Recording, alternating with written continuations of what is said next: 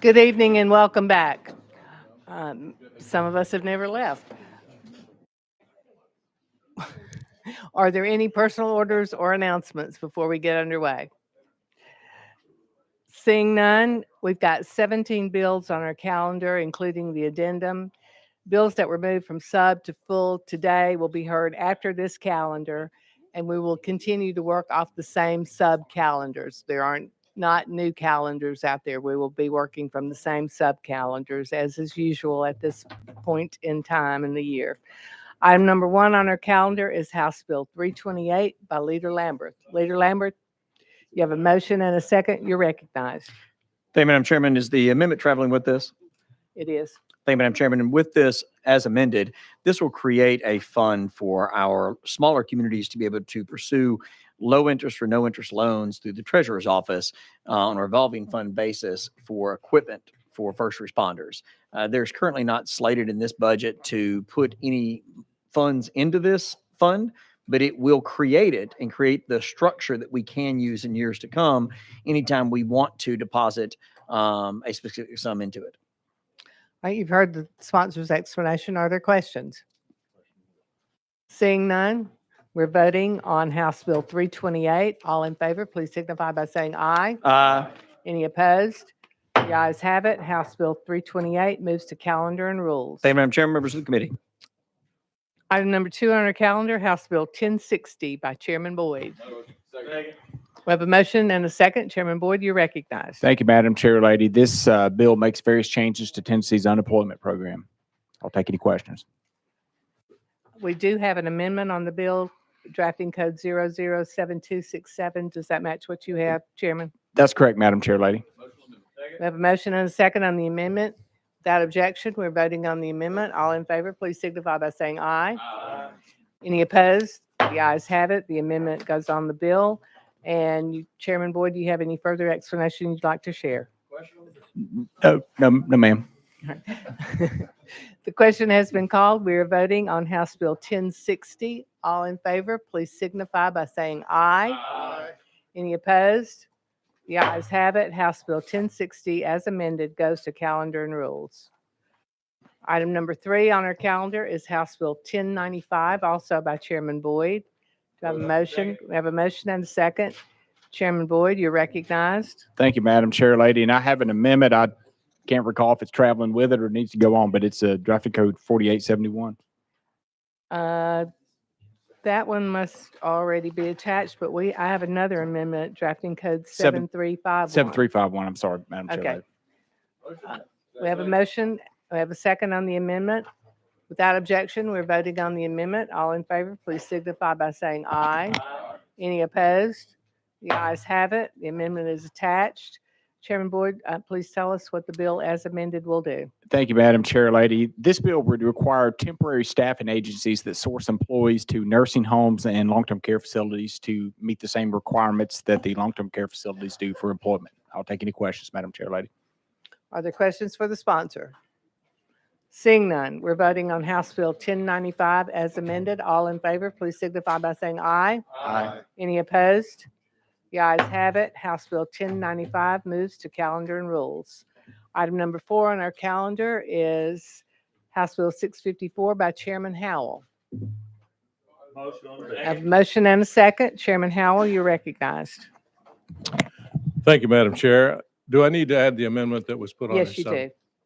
I have amendment number 6734. I have a motion. I have a second. Would you like to explain the amendment, or you want to just attach it to the bill? All right.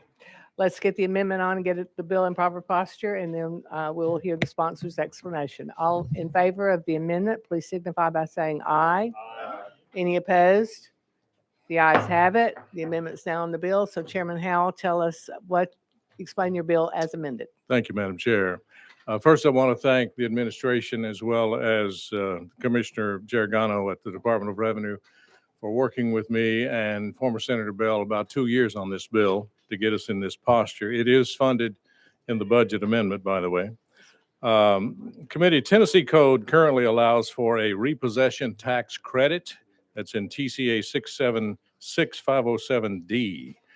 This bill simply expands that credit to any used car dealer who collects 5% or less as a down payment, including the sales tax.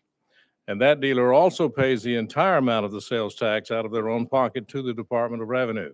Example, a $10,000 used vehicle, the sales tax could be $800 to $900, depending upon the local option sales tax. But the down payment is only 5%. So the dealer would pay that additional out of his own pocket. That repayment of the sales tax to the dealer by the buyer is then included in the monthly payment. If it becomes necessary to repossess that vehicle, the dealer will be able to claim a sales tax credit for that portion of the sales tax that he did not collect from the buyer of the vehicle. And that's what the bill does, Madam Chair. I ask for passage. For the sponsor's explanation, are there questions? Representative Shaw. Thank you, Madam Chair. Thank you for bringing this, Mr. Chairman. I think this is a good bill, and I think it's going to help a lot of small business people who are really working to help other people and sometimes get the bad end. So thank you for that. Thank you. Other questions? Seeing none, we're voting on House Bill 654. All in favor, please signify by saying aye. Any opposed? The ayes have it. Your bill moves to calendar and rules. Thank you, Thank you, Madam Chair. Chairman Howell. Item number 5 on our calendar is House Bill 832 by Chairman Halsey. We have a motion and a second. Chairman Halsey, you're recognized. Thank you, Madam Chair. I have an amendment 5925. That amendment is traveling, sir. I'm sorry. That amendment is traveling with the bill. Okay, thank you. This bill, back when HIV began to spread, the legislature here passed a bill that made it a felony if you transmitted HIV, but they also added that you'd be on the sexual registry list. And this bill doesn't change any of the criminal side of still spreading HIV, but it does allow people to come off the list. If this bill passes July 1st, from that point on, you won't go on the sexual offender registry list for this offense. And if you're already on it, you have a way by this bill to petition the TBI to come off of it. And that's what it does. Thank you, Mr. Sponsor, for the explanation. Are there questions? Seeing none, we're voting on House Bill 832. All in favor, please signify by saying aye. Any opposed? I believe the noes have it, sir. I'm sorry, but you're, Well, that's all. Well, we will okay, thank you. rest in peace. Item number 6, House Bill 1311 by Chairman Kumar. We have a motion and a second.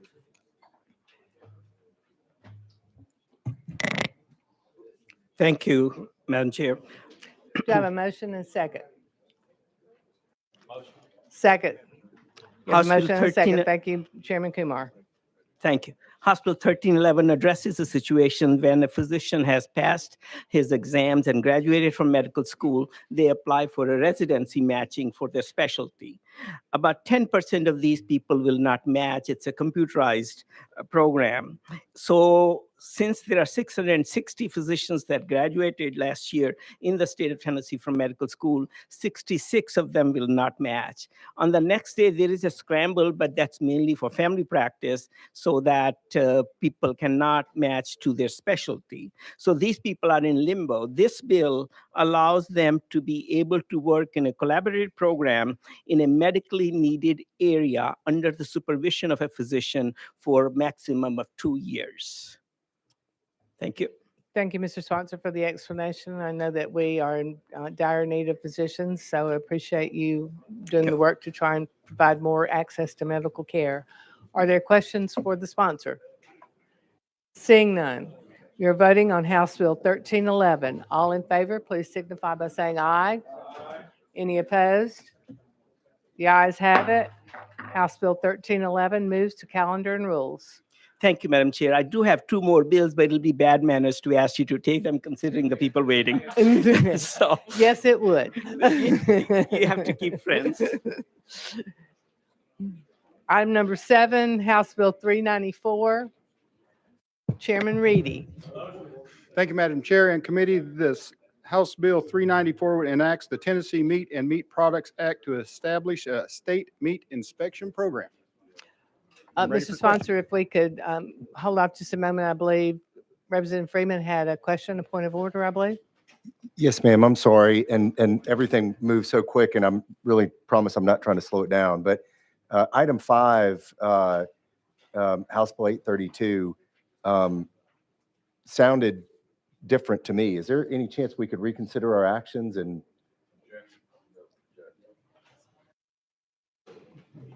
We would have to have someone on the prevailing side. You voted no? Is there?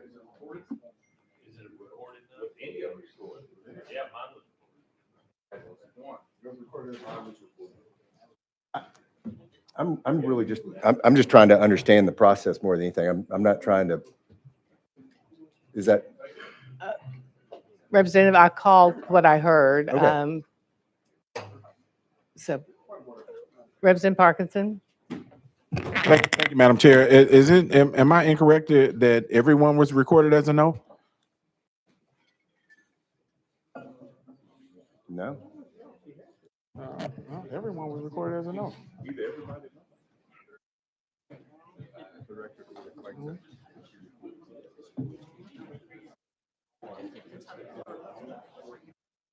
I bet you the clerk got us all recorded as a no.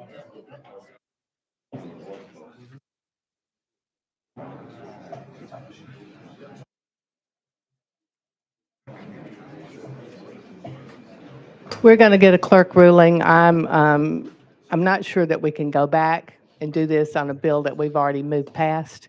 So we're going to get a ruling from the clerk. And We want to get a clerk's room. let's just wait and get Please. a clerk's ruling.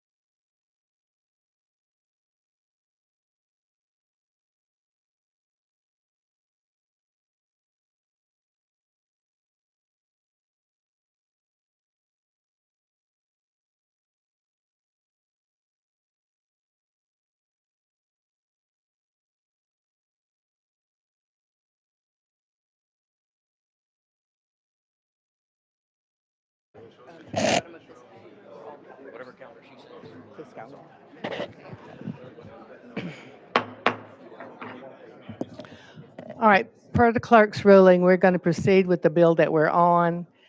At the end of this calendar, we will come back to the bill in question. If there is a motion to reconsider our actions, we'll consider that motion at that time. Chairman Reedy, if you would please proceed with your bill, House Bill 394. Thank you, Madam Chair. House Bill 394 would enact the Tennessee Meat and Meat Products Act to establish a state meat inspection program. You've heard the sponsor's explanation. Are there questions of the sponsor? Seeing none, we're voting on House Bill 394. All in favor, please signify by saying aye. Any opposed? The ayes have it. Thank you, House Madam Bill Chair. 394 goes to calendar and rules. Item number 7, House Bill 394, item number 8, House Bill 435 by Chairman White. We have a motion and a second. Chairman White, you're recognized. Thank you, Chairman Committee. This is known as the deaf mentoring bill. Currently, about 70%, 80% of our deaf population are language deprived by the time they arrive in kindergarten. What this is sets up a mentoring program for parents for 3 deaf schools across Tennessee, where they can help parents who have children born to their home that are deaf, where they know how to communicate with them, which gets the child ready for a school. So it's a program that's going on in Knox County for a couple of years, been very effective. And with that, I renew my motion. Heard the sponsor's explanation. Any questions? Seeing none, we're voting on House Bill 435. All in favor, please signify by saying aye. Any opposed? The ayes have it. House Bill 435 moves to calendar and rules. Thank you, Thank you. Chairman White. The next item on our calendar is House Bill 437. Chairman Sapicki, I believe you're presenting the bill. Yes, ma'am. We have a motion and a second. You're recognized. Thank you. Members, this is the adjustments to the third grade retention bill that is coming through. I'll be very brief on it. Then if you have any questions, I'll be happy to answer for them. It's broken into a couple sections very simply. The first section has to do with an automatic approval. If a student scores approaching on the TCAP test and they use the state-provided benchmark test or the universal screener, same thing, on the last one that's administered, and a student scores in the 50th percentile on that, you could use that plus the approaching for automatic approval to promotion to the 4th grade, as long as you provide the options of summer school and or tutoring for that student. In section 2, it talks about the appeal process. In the original retention bill on the appeal process, the parents had to make the appeal and navigate all that paperwork themselves. What we've made the change for is if a student initiates an appeal process, that now that the LEA can help them with all the paperwork and the submission for that appeal moving forward. Section 3 has to do with reporting data. We're going to track the students that go to summer school, how they're doing, ones that receive tutors, how they're doing, ones that are retained, how they're doing, and make sure that we're getting the proper data to show that the things that we're doing are making a difference for those students. And then lastly, Section 4 does 2 things. Number 1, if any student is retained in K through 3, any student that's retained in K through 3, the thing that's going to be different for them that year is that they will be mandatorily assigned a tutor to help get them caught up and navigate that retention year. And also for the tutoring, it's going to allow the Department of Education to procure up to 3 online tutoring agencies to help the kids not only after school, but it could help them at home too. That's the explanation of the bill, Madam Chairman. Thank you, Chairman Sapicki. Are there questions? Seeing none, we're voting on House Bill 437. All in favor, please signify by saying aye. Any opposed? The ayes have it. House Bill 437 moves to calendar and rules. Thank you. Item number 10, Representative Butler, House Bill 280. We have a motion and a second. Representative Butler, you're recognized. Thank you, Chair, Lady, and Committee. This bill simply allows 4 local utility districts to increase their monthly payment from $300 to $500 a month. That I'll renew my motion. Any questions for the sponsor? Seeing none, we're voting on House Bill 280. All in favor, please signify by saying aye. Any opposed? The ayes have it. House Bill 280 goes to calendar and rules. Thank you. Item number 11, House Bill 1077 by Representative Thompson. We have a motion and a second. Representative Thompson, you are recognized. Thank you, Madam Chair. Uh, House Bill 1077 helps farmers markets all over the state. It does two things essentially. It defines a farmers market food unit and creates a farmers market unit permit. And when permitted, it allows our local vendors to prepare and sample food at our local markets.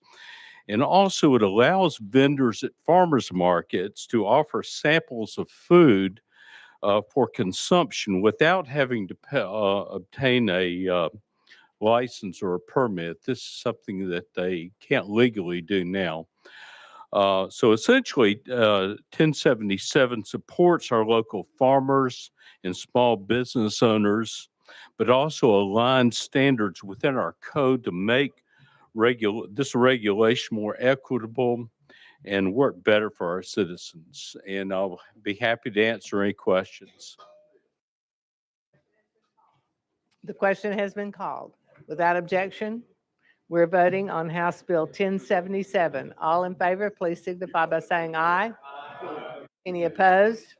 The ayes have it. Representative Thompson, your bill moves to calendar and rules. Thank you, Madam Chair and committee members. Item number 12 on our calendar is House Bill 317 by Leader Camper. We have a motion and a second. Leader Camper, you're recognized. Thank you, Madam Chair. Madam Chair, members, what this bill does is make Juneteenth a legal holiday in the state of Tennessee. It's already a special observance, and all this is doing is making it a legal holiday. You've heard the explanation. I see no questions. We are voting on House Bill 317. All in favor, please signify by saying aye. Aye. All in favor, please signify. It's been a very long day. Everybody is so in favor of this bill, and we are now going to move it to calendar and rules. House Bill 317. Thank you. Thank you. Item number 13 on our calendar by Leader Lambert. And it's HJR 13. You have a motion and a second. Leader Lambert, you're recognized. Thank you, Madam Chairman, and I believe all the amendments are flowing with the bill. Is that correct? Or there's No, we there's need one more? We need to put them on? two. The first one I have is drafting code 004845. A motion and a second. The amendment is attached without objection. Amendment number 2, the drafting code I have is 007276. Yes, ma'am. All in favor, please signify by saying aye. Aye. Any opposed? The ayes have it. Drafting code amendment 00726 is attached to the bill. Now, Mr. Sponsor, your bill is in the proper posture, and please explain to us the resolution. Thank you, Madam Chairman and members of the committee. This will just move, if the people of Tennessee will it will move the local elections from August to August, November. So instead of having 3 elections per year in certain years, it'll have 2 elections per year. Should increase voter turnout and decrease the cost of elections. You've heard the sponsor's explanation. Any questions? Hearing none, seeing none. We're voting on HJR 13. All in favor, please signify by saying aye. Aye. Any opposed? The ayes have it. HJR 13 goes to calendar and rules. Item number 14 on our calendar, HJR 81 by Representative Darby. We have a motion and a second. Representative Darby, you're recognized. Thank you, Madam Chair. HJR 81 was brought to me by Farm Bureau, and this will begin the multi-year effort of a constitutional amendment to prohibit a statewide property tax. When the sales tax was implemented in 1947, the state property tax was phased out in 1949. And it is my hope Tennessee never finds itself looking to collect revenue due to financial strain. But if we do, the burden of filling the gap in a budget deficit should not be put on the property owners of the state of Tennessee. You've heard the sponsor's explanation. Any questions? Seeing none, we're voting on House Joint Resolution 81. All in favor, please signify by saying aye. Any opposed? The ayes have it. The bill moves to calendar and rules. Thank you, Madam Chair and committee. Members, item number 15 on your calendar is HJR 94 by Chairlady Hazelwood. Got a motion and a second. Chairlady Hazelwood, you're recognized on the bill. Thank you, Mr. Chairman. This is Marcy's Law. We've had a lot of conversation about this over the past 2 sessions, and basically This bill simply would put in the Constitution, make the victim's rights rise to the same level as the accused. It's simply a question of fairness and balance so that victims would have just as much protection under the law as we afford to those that are accused of a crime. With that, Mr. Chairman, I would take any questions. Questions on the bill? Discussion? Question's been called. We are voting to send HJR 94 to calendar and rules. All in favor say aye. Aye. Opposed? HJR 94 moves to calendar and rules.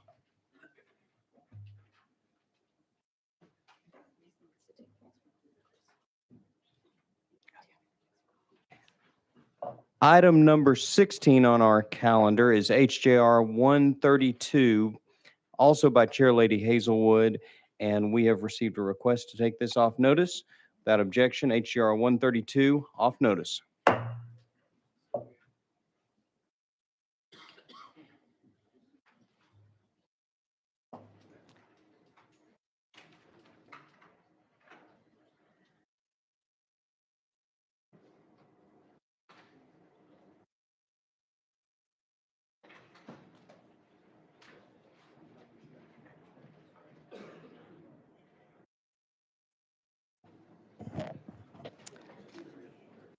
Right.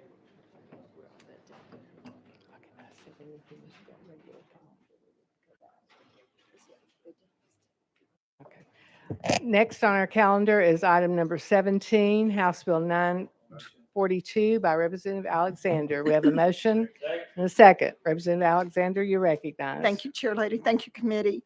House Bill 942 enacts the Dentist and Dental Hygienist Compact, an interstate compact to recognize dentist and dental hygienist licensures from member states, establishes that the compact will become effective on the date on which the compact is enacted into law on the 7th participating state, creates the Dentist and Dental Hygienist Compact Commission upon that enactment of the compact, entitles each participating state to one delegate on the commission, and authorizes a dentist or dental hygienist with qualifying license who meets certain criteria to be awarded compact privilege to practice as a dentist or a dental hygienist in a remote state. That's my bill. Are there questions for the sponsor? Seeing none. House Bill 942 moves to calendar and rules. Thank you. All right, guys, I haven't had any coffee in a long time. So, no, I want to sleep at some point tonight. No, thank you. I'm just going to take a breath and we'll go back and redo this. We're going to vote on, I'm going to give you all an opportunity for input on Representative Alexander's bill, which I strongly urge you to move to calendar and rules. So without objection, we're voting on House Bill 942. All in favor, please signify by saying aye. Aye. Thank you. Any opposed? The ayes have it, and you really are going to calendar and Thank you, rules. Chair Lady. Thank you so much. That brings us back to item number 5 on our calendar. We have a motion to reconsider our actions. We're voting on the motion to reconsider our actions. All in favor, please signify by saying aye. Aye. Any opposed? No. We're going to do a roll call vote. Madam Clerk, please call the roll. And this, we're voting for reconsideration.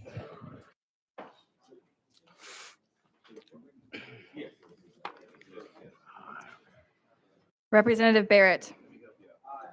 Barrett votes aye. Representative Boyd. Boyd votes no. Representative Campbell. Campbell votes aye. Representative Camper. Camper votes aye. Representative Cochran. No. Cochran votes no. Representative Crawford. Aye. Crawford votes aye. Representative Faison. Faison votes aye. Representative Freeman. Freeman votes aye. Representative Gant. Gant votes aye. Representative Garrett. Garrett votes no. Representative Hawk. Hawk votes aye. Representative Hicks. Hicks votes aye. Representative Kiesling. Kiesling votes aye. Representative Lamberth. No. Lamberth votes no. Representative Love. Aye. Love votes aye. Representative Lynn. Lynn votes no. Representative McKenzie. Aye. McKenzie votes aye. Representative Miller. Miller votes aye. Representative Moon.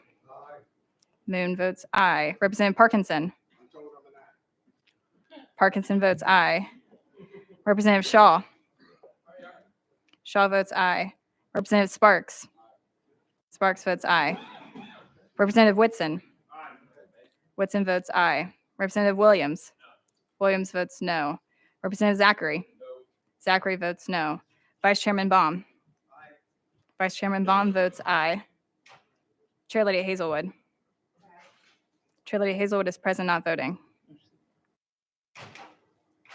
Sorry, could you repeat that?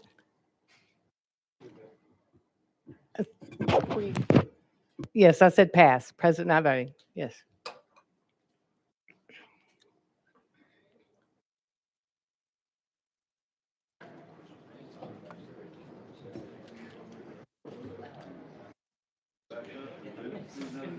Total. Madam Chair, there are 19 ayes, 7 noes, and 1 present not voting. The ayes have it. We will be reconsidering our actions, and we will be voting on House Bill 832. Again, we're going to have a roll call vote, so there's no questions.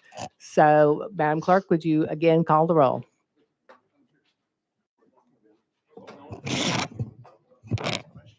Do we get to discuss the legislation? Do we have to, or are we going straight to vote? I'm sorry. If we have we had opportunity for that before, but if there's further discussion, then certainly we can have that. And Leader Garrett, you're recognized. Thank you, Madam Chair. Representative Holtz, thank you. Chairman Holtz, thank you for bringing this legislation. My concern with this is that if there is someone who engages in a sexual relationship that knowingly knows that they are contracted or have the HIV or AIDS virus, and then the person they are engaging in that relationship with does not know it, or they do not disclose it, and it's unprotected, and they contract HIV or AIDS, is there any exception to this particular legislation that says they still will be a part of the sexual registry since they've committed a sexual crime? Thank you. No, there Chairman isn't. Halsey? The bill does, I'm sorry, the bill does say if you're on the registry for another offense, then you can't come off the registry. But this particular bill just addresses that particular offense of being on the sexual registry list because you either consensually or with a partner or somebody else gave them HIV. Now, it doesn't change the criminal charge. You're still charged with a felony. There's only 47 people on the registry in this case. And a lot of those folks and who you're seeing now are people who are wrapped up in human trafficking. And in my personal opinion, the registry was set up for predators, and these folks are not in that category.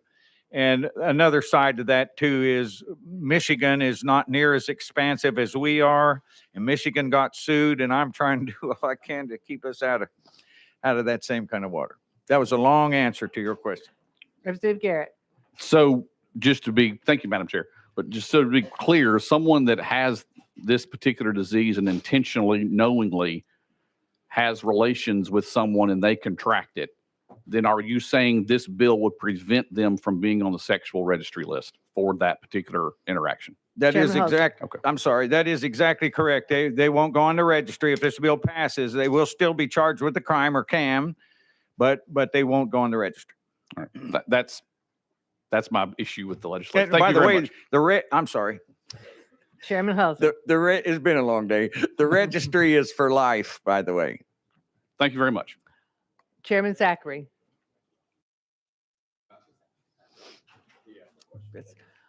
Leader Cochran. Thank you, Madam Chair. And I guess somewhat of a similar question. My issue is the way that the way that the bill is written. It's talking about people who are convicted of the offense of criminal exposure. It's not really talking about consensual acts. This is someone who, as you mentioned, was convicted of a crime, and it's a sexual crime. And I understand that the sexual registry is for life, but the person who they gave HIV or AIDS to also has that for the rest of their life. That's a huge offense. That person has changed the trajectory of someone else's life knowingly and been convicted of that in a court by a jury of their peers. And we're saying that you've convicted a sexual crime, but you shouldn't be on the sexual registry. I have a problem with that. Chairman Halsey. Thank you. The way our statute's written, any exposure to anybody under any circumstance is criminal. This bill doesn't change any of that, but I'm just telling you that on a consensual basis, even with another party knowing that, it is still criminal the way our code is written. And by the way, we're only one of 6 states that still have that. Leader Cochran. And I think that's a good point, and I appreciate you bringing that. But I think that's the part of code we should be addressing. Well, if it's a consensual act, then we should be looking at whether or not that there should be criminal penalties attached to that. I understand the concern with that part, but those who actually did commit a criminal act, who passed along that virus knowingly without their partner being aware of it, they absolutely should be on the sexual registry list because they committed a sexual crime. But I understand your point about maybe the other portion of code needing to be addressed. I think that's a solid point, but not this section of code. If you actually did commit a criminal act, again, passing along that virus without your partner's knowledge, I think that warrants being on that registry. But thank you for a little bit further explanation. I appreciate that. Representative Barrett. Thank you, Chairman Halsey. If I understand correctly, my reading of this just removes the requirement that someone convicted of this would have to register. It's still possible that the TBI may still require them to be registered. Do I understand that correctly? Chairman Halsey. If they've committed another criminal offense that would require them to be on the registry, yeah, they would be. But if this was the only offense, then if you pass this bill, then they would not have to go on the registry. By the way, they pay $150 a year for the rest of their life for that. Representative Barrett. And then finally, just wanted to ask, did someone bring this bill to you, or what was the genesis for this? It was folks that work with people coming out of human trafficking and have been charged with this. And the criminal offense, of course, like I say, stays. But the sexual registry part of it, they were trying to find relief. So these people in particular going back into the workforce and trying to find better means of employment, it was holding them up. And I'll just be honest with you, 36 years in law enforcement, I'm not soft on crime, but that was never the intent of the registry when it started. I see no additional questions. Are we ready to vote? Again, I'm going to ask for a roll call vote just so there are no questions on this. And Madam Clerk, would you please call the roll? Representative Barrett. Aye. Representative Barrett votes aye. Representative Boyd. No. Boyd votes no. Representative Campbell. Aye. Campbell votes aye. Representative Camper. Aye. Camper votes aye. Representative Cochran. No. Cochran votes no. Representative Crawford. Aye. Crawford votes aye. Representative Faison. Yes. Faison votes aye. Representative Freeman. Aye. Freeman votes aye. Representative Gant. Aye. Gant votes aye. Representative Garrett. No. Garrett votes no. Representative Hawk. Aye. Hawk votes aye. Representative Hicks. Aye. Hicks votes aye. Representative Kiesling. Aye. Kiesling votes aye. Representative Lamberth. Aye. Lamberth votes aye. Representative Love. Aye.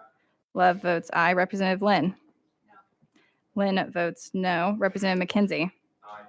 McKenzie votes aye. Representative Miller. Aye. Miller votes aye. Representative Moon. Moon votes aye. Representative Parkinson. Parkinson votes aye. Representative Shaw. Shaw votes aye. Representative Sparks. Sparks votes aye. Representative Whitson. Whitson votes aye. Representative Williams. Williams votes no. Representative Zachary. Zachary votes no. Vice Chairman Baum. Vice Chairman Baum votes aye. Chair Lady Hazelwood. No. Chair Lady Hazelwood votes no.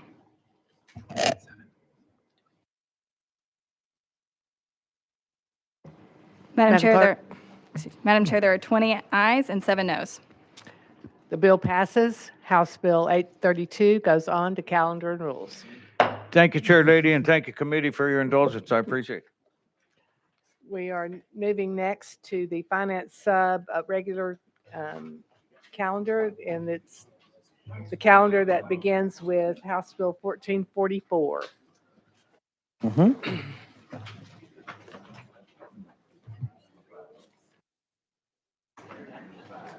I had some popcorn.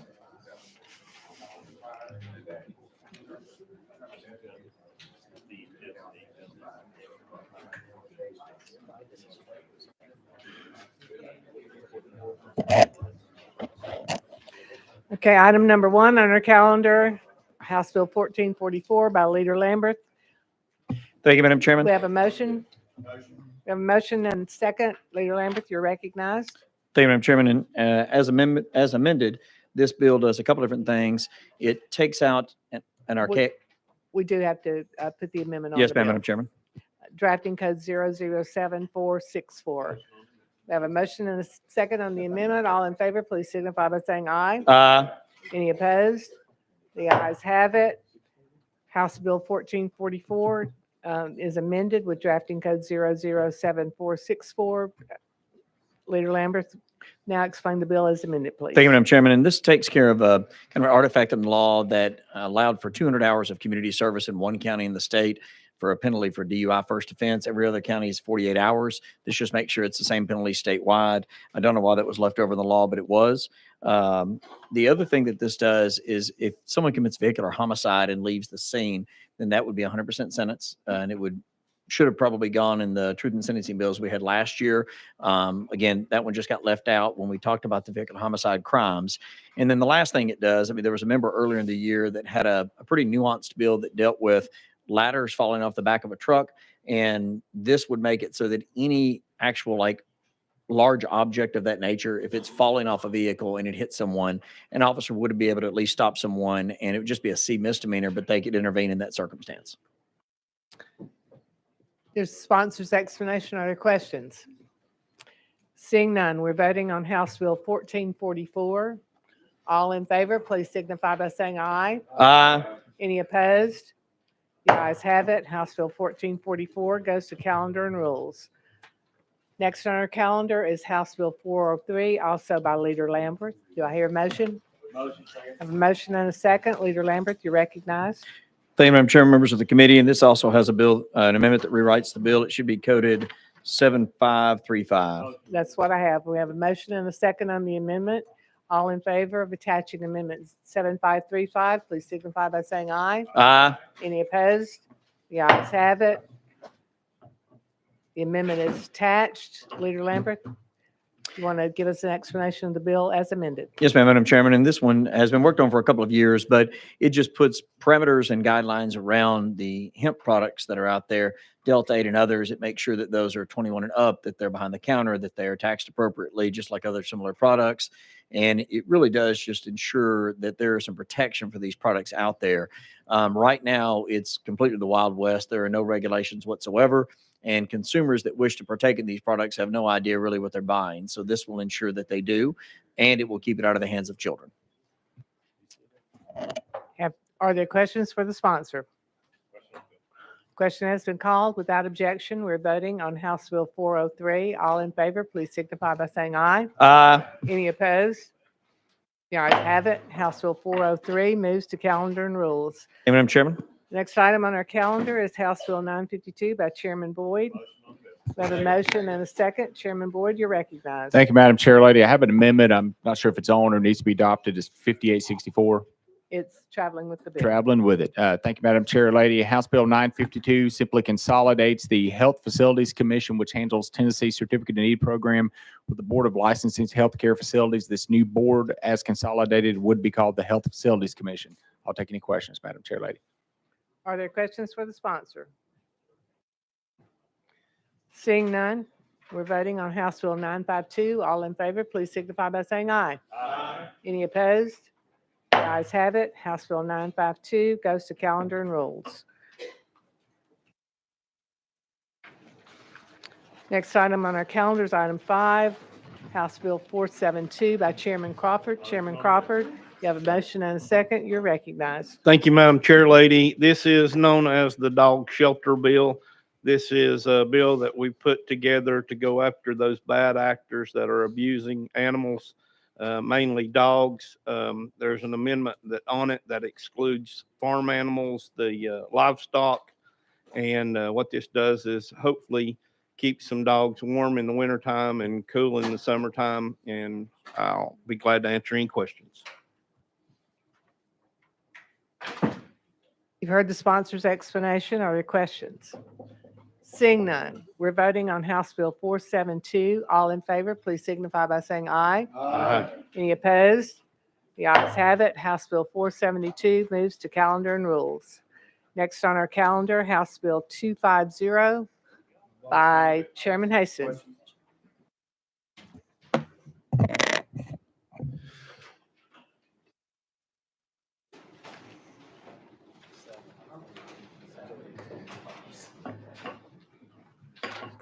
Chairman Haston, we have a motion and a second. You're recognized, and I believe we do have an amendment that we need to get on this bill. 7264. That's what I have. So do I hear a motion on the amendment? I have a motion and a second. All in favor of Amendment 7264, please signify by saying aye. Aye. Any opposed? The ayes have it. The amendment is attached. Chairman Haston, tell us about your bill as amended, please. Thank you, Madam Chair. This bill would extend the Tennessee Work Ready Opportunity Program that we passed back in 2021. This bill would continue to make available the ability for our high school seniors to take a nationally recognized career readiness assessment that directly connects our students to Tennessee businesses and the Tennessee workforce. With that, I'll be glad to answer any questions. Are there questions for the sponsor? Seeing none, we're voting on House Bill 250 as amended. All in favor, please signify by saying aye. Aye. Any opposed? The ayes have it. House Bill 250 moves to calendar and rules. Thank you, Chairman Haston. Thank you. Your double hitter, we have House Bill 1072 next on our calendar. Also by Chairman Haston, we have a motion and a second. You're recognized, and I believe we also have an amendment on this bill. 7345. That's what I have. All in favor? We have a motion and a second. All in favor of attaching the amendment, please signify by saying aye. Aye. Any opposed? Amendment Code 7345 is attached to the bill. House Bill 1072 as amended. Chairman Haston, please give us an explanation for your bill. Thank you, Madam Chair. Most of you are probably familiar with the Veterans Honor Guard groups that are in your area that perform duties at veterans funerals, at Veterans Day events, Memorial Day events. Most of these Veteran Honor Guards groups work on a very bare bones budget, work off of donations and fundraisers. What this bill does is establish the Veteran Honor Guard grant program that would allow for Honor Guard groups to apply for grant funds to reimburse costs associated with their Honor Guard duties. With that, I'll be glad to answer any questions. Are there questions for the chairman? Question has been called. Without objection, we're voting on House Bill 1072. All in favor, please signify by saying aye. Aye. Any opposed? The ayes have it. I would encourage you, if you're voting aye, to speak up, or voting no. That causes the chairman problems sometimes when we have quiet people on either side. So House Bill 1072 has passed, and it does move to calendar and rules. Thank you, Madam Chair. Thank you so Committee. much. Item number 8, House Bill 1476 by Chairman Halsey. Chairman Halsey, you have a motion and a second. You're recognized. Thank you, Madam Chair Lady.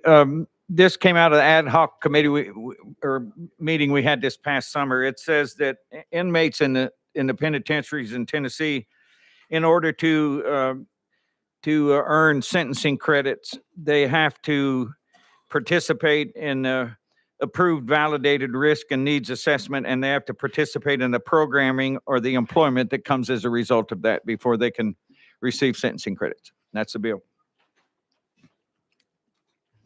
Are there questions for Chairman Halsey? Seeing none. All in favor of House Bill 1476, please signify by saying aye. Any opposed? I thank you very much for the loud ayes, and I know Chairman Halsey does as well. House Bill 1476 moves to calendar and rules. Item number 9 on our calendar is House Bill 1317 by Chairman Kumar, but I believe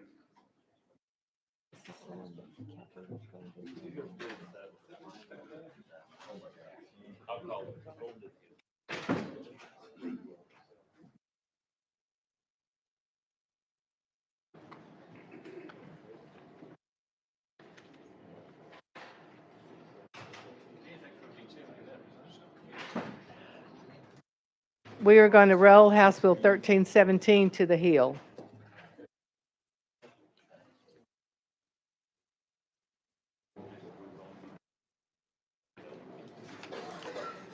We are now on House Bill 398, which is being represented or presented by Representative McCallum. Representative, you're recognized. We have a motion and a second. You're recognized on the bill. Thank you, Madam Chair. Bear with me a minute, members, please. Members, this bill simply requires a court to order a mental health evaluation and treatment for juveniles who commit aggravated animal cruelty to a domesticated dog or cat. It authorizes a court to punish a parent or guardian in contempt of court for failure to comply with a restricted court order. Are And with there that, I will questions answer for the questions. sponsor? Seeing none, we're voting on House Bill 398. All in favor, please signify by saying aye. Aye. Any opposed?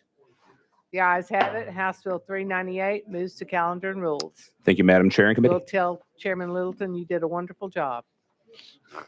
Item number 12, House Bill 432 by Chairman White. We have a motion and a second. Chairman White, you're recognized. Thank you. Did you say House Bill 432? Yes, sir. Thank you. Members, this is a last dollar scholarship for prospective educators, those who want to go into the teaching field. Once you hit your junior and senior year, if you're majoring in education, this is a scholarship, last dollar. As long as you teach in Tennessee for 4 years, then you don't have to pay it back. If you leave before that, you do have to pay it back. And that's the gist. Are there questions of the sponsor? Seeing none, we're voting on House Bill 432. All in favor, please signify by saying aye. Aye. Any opposed? The ayes have it. House Bill 432 moves to calendar and rules. Next on our calendar is House Bill 1150, also by Chairman White. Chairman White, you're recognized. You have a motion and a second. You're recognized. Thank you, Chairman. What we're doing in 2022, the Department of Education received a federal grant called the Preschool Development Grant. And what we're doing here is codifying how the department plans to use the grant to analyze preschool education in Tennessee. Department of Education will implement a pilot program to award grant funds to 5 LEAs to implement innovative and high-quality preschool programs for the 23-24 school year. And with that, You've heard the sponsor's explanation. Are there questions? Seeing none, we're voting on House Bill 1150. All in favor, please signify by saying aye. Aye. Any opposed? The ayes have it. House Bill 1150 moves to calendar and rules. Thank you. Item number 14, House Bill 1025 by Representative Butler. We have a motion and a second.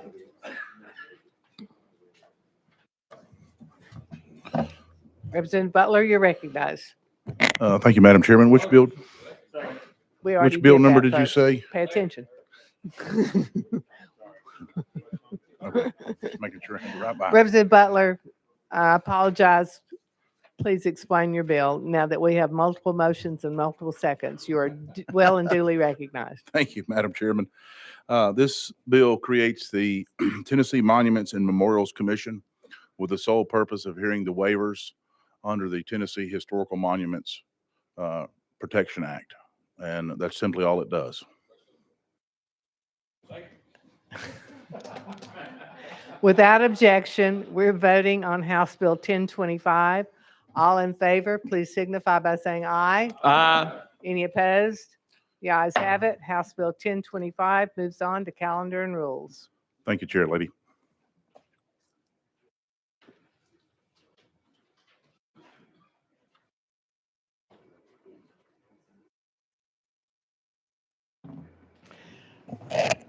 We're considering next House Bill 764 by Representative Davis. A motion and a second. Representative Davis, you're recognized. Thank you, Chair Lady. Thank you, committee. And so House Bill 764, as amended, authorizes municipal governing bodies to create a police advisory review committee upon adoption of an ordinance by 2/3 of a vote. The purpose of the committee is to strengthen the relationship between citizens and law enforcement agencies to ensure a timely and fair objective review of citizens' complaints while protecting the individual rights of local law enforcement officers. And with that, I'll stand ready for any questions. Thank you, Representative. Are there questions for the representative? Representative McKenzie. Thank you, Madam Chair. Could you explain again what exactly this bill does to an existing advisory committee? Representative Davis. Thank you, Madam Chair. So upon passage from July 1st, 90 days after that, they would have to conform to the language of this bill. Representative McKenzie. Thank you, Madam Chair. So I guess if they had powers that they're currently exercising that they've been doing for 20 or 30 years, and it's outside the scope of this language, they will have to cease and desist. Is that what they're doing? Yes, sir. Representative Davis.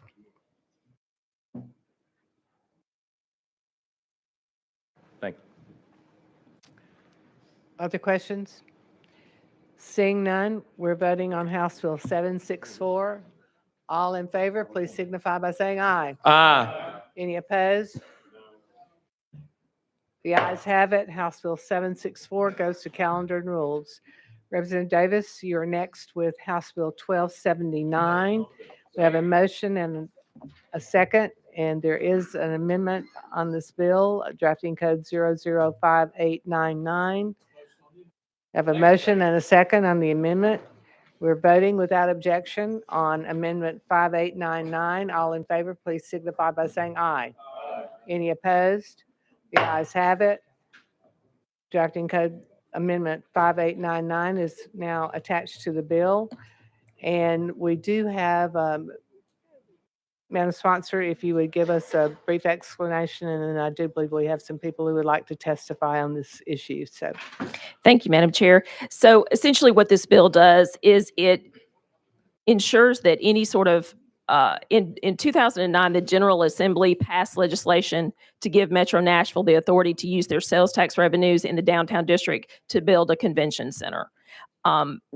What this does is with those tax revenues and any excess tax revenues that they go towards that convention center. And so any prepayment or elimination of the debt service, payment of those capital expenses of the facility, payment of operating expenses, including payment of expenses for cleanliness, safety, and maintenance of the qualified public use or facility, and qualified associated development and funding of the cash reserves for those expenses.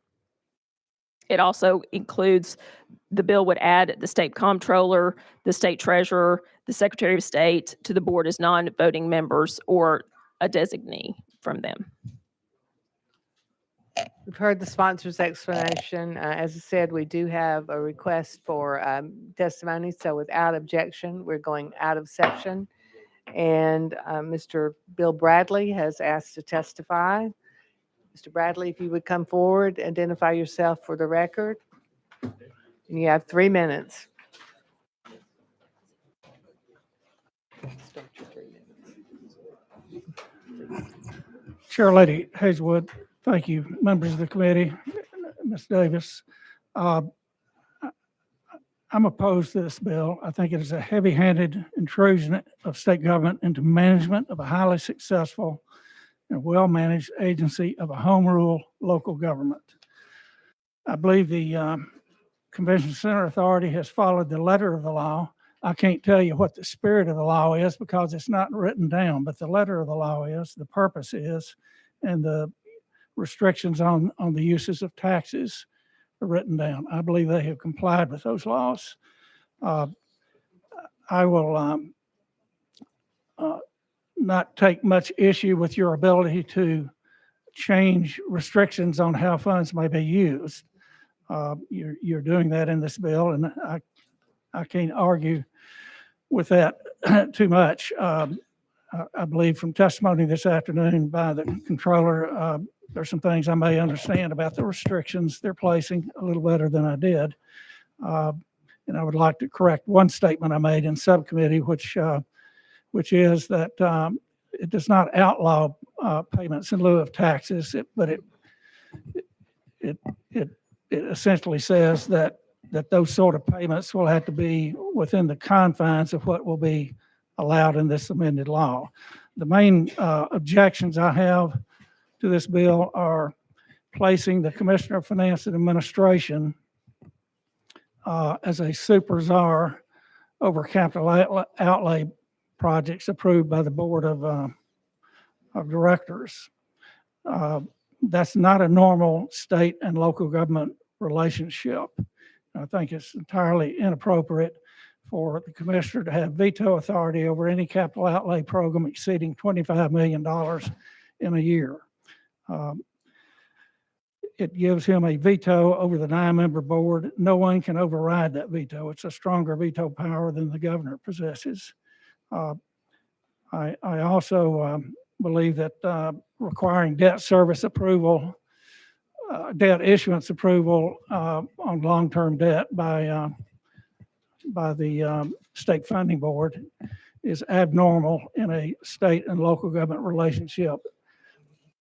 Long-term debt does not have to be approved by the funding board or the controller's office in most situations, and local governments tend to have very competent bond counsel. The third main objection I have, members, is that adding the board of directors, adding the constitutional officers to the board of directors as non-voting members is just another heavy-handed way for the state to influence management of a local agency that is part of a home rule government. That's my remarks, Madam, and I'll be glad to answer any questions if you have any.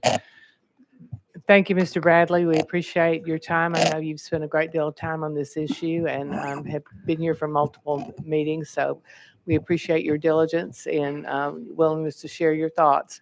Are there questions for Mr. Bradley? Seeing none? And thank you again. This will be the last meeting you have to hear from me. Thank you. I'm sure you're glad to know that. And I'm sure you're glad to get to go home.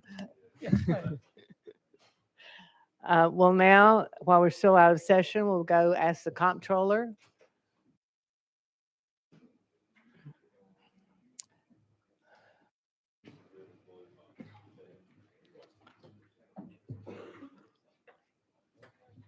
And Mr. Comptroller, not that any of you all need an introduction, but for the record, please identify yourselves.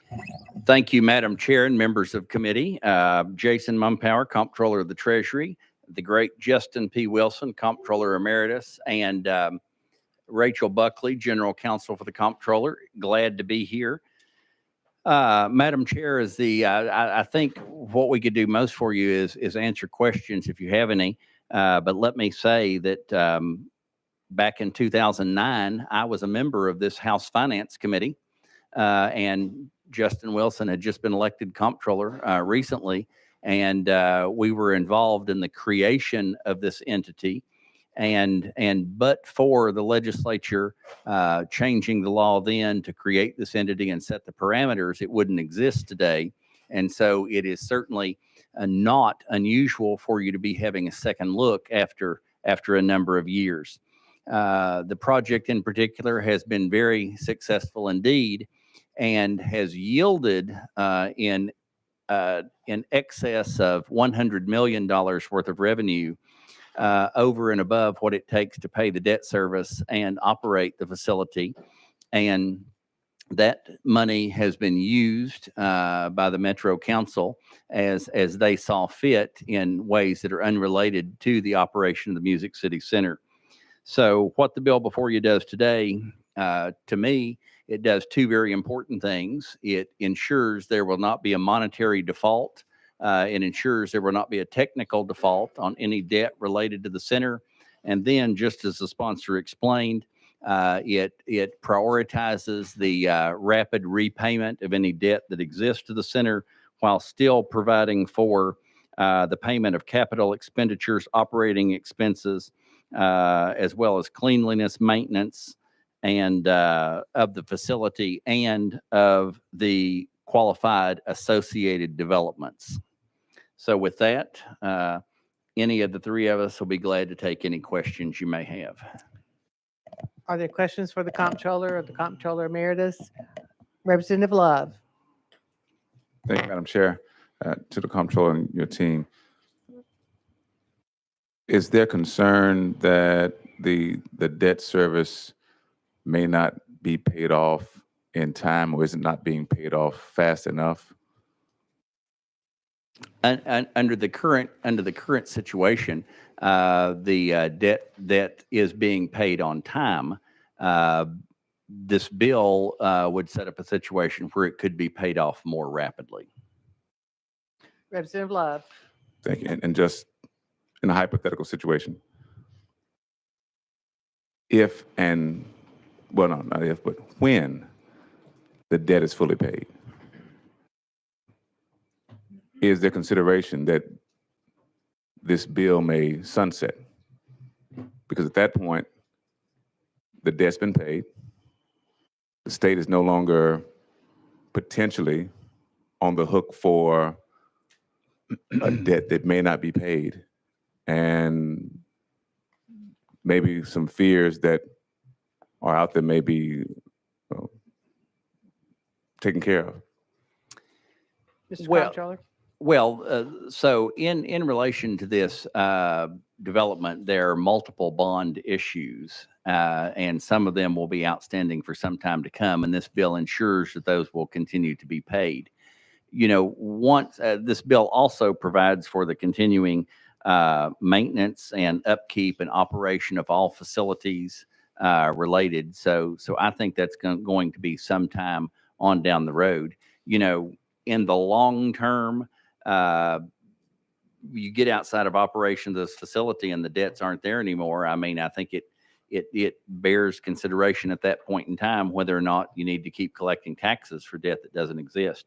I'd also ask our great comptroller emeritus, who was involved in the setup of this back in 2009, to expand on that.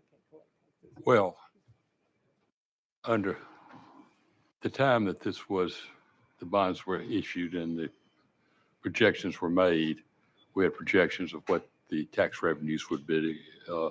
Initially, it was simply to be a TIF, and that was all. But it turns out that we're unsure whether or not that would produce enough money.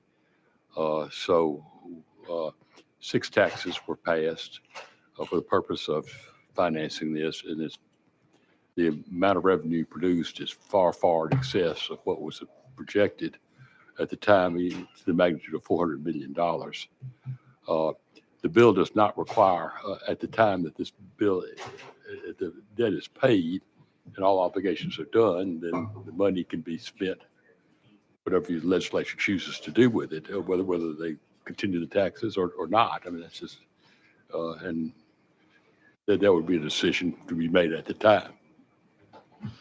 So just as you're revisiting this now for the first time since '09, I have no doubt you'll probably revisit it again on down the road. Representative Love. Thank you, Madam Chair. And that's a great help to me as we talk about legislation and consideration, because I know that there is an older or was an older convention center, and that facility was not large enough to hold everything we want to hold. Built a new convention center, and it has led to great increase in tourism.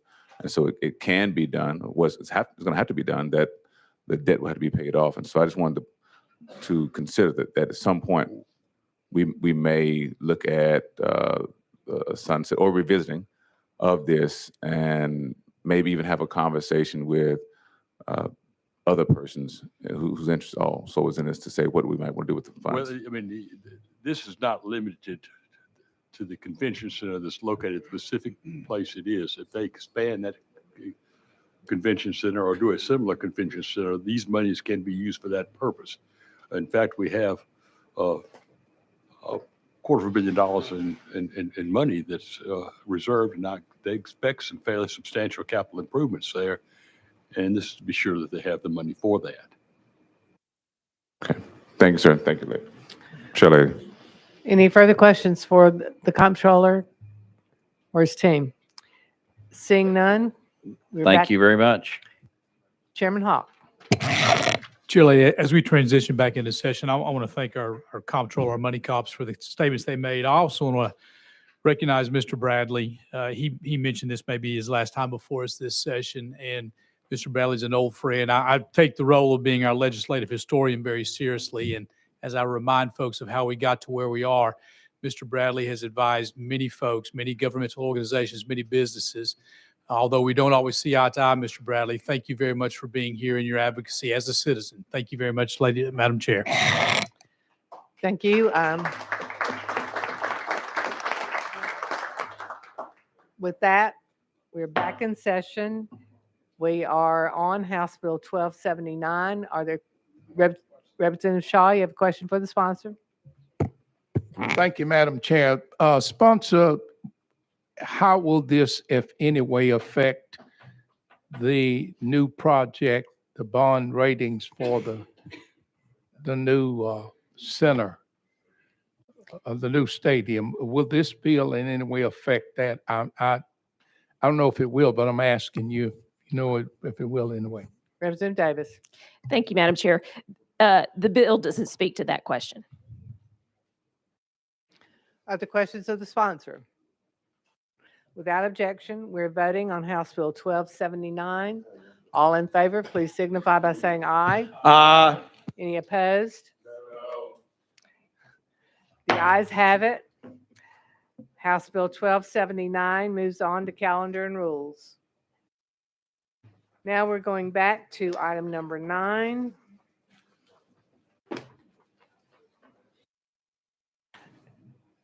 House Bill 1317 by Chairman Kumar. We have a motion and a second. Chairman Kumar, you're recognized. Thank you, Madam Chair and Committee. House Bill 1317 is meant to streamline the processes and function of the Pharmacy Board. It improves representation by increasing the number of members from 7 to 9 by adding a pharmacy tech as well as another practicing pharmacist. Qualifications of members are improved, and duties of the executive director are specified. It also allows for advisory rulings from the board and licensing of pharmacy interns, which is the first. With that, Madam Chair, I stand ready for questions. Are there questions of the sponsor? Seeing none, we're voting on House Bill 1317. All in favor, please signify by saying aye. Aye. Any opposed? The ayes have it. House Bill 1317 goes on to calendar and rules. Thank you, Chairman Kumar. Thank you. That brings us back to item number 17 on our calendar. House Bill 975 by Representative Glenn. We have a motion and a second. Representative Glenn, I believe we do have an amendment on this bill. The drafting code I have is 004912. Is that what you have? That is, Madam Chair. All right, we have a motion and a second on the amendment. All in favor, please signify by saying aye. Any opposed? Ayes have it. The amendment is attached to the bill. Representative Glenn, share with us some information about your bill, please. Thank you, Madam Chair and committee. This bill simply allows retired teachers to teach beyond the 120 days that was passed last year. That's really all this bill does, just give them extra time. And with that, I'm standing for any questions. Seeing no questions, without objection, we're voting on House Bill 975. All in favor, please signify by saying aye. Any opposed? House Bill 975 goes to calendar and rules. Thank you, Madam Chair and committee. Next, we have House Bill 496 by Representative Brock Martin. Representative Martin, we have a motion and a second. You are recognized. Thank you, Madam Chair and committee. Current law has no statutory time frame that requires health licensure boards to issue a license. This puts a 60-day window on that. I stand ready for question. You've heard the sponsor's explanation. Questions? Question has been called. Without objection, we're voting on House Bill 496. All in favor, please signify by saying aye. Aye. Any opposed? The ayes have it. House Bill 496 goes on to calendar and rules. Thank you, Madam Chair and committee.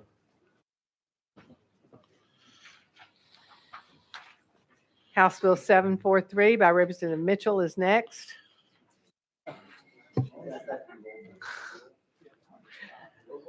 All right, we're going to roll that to the Hill.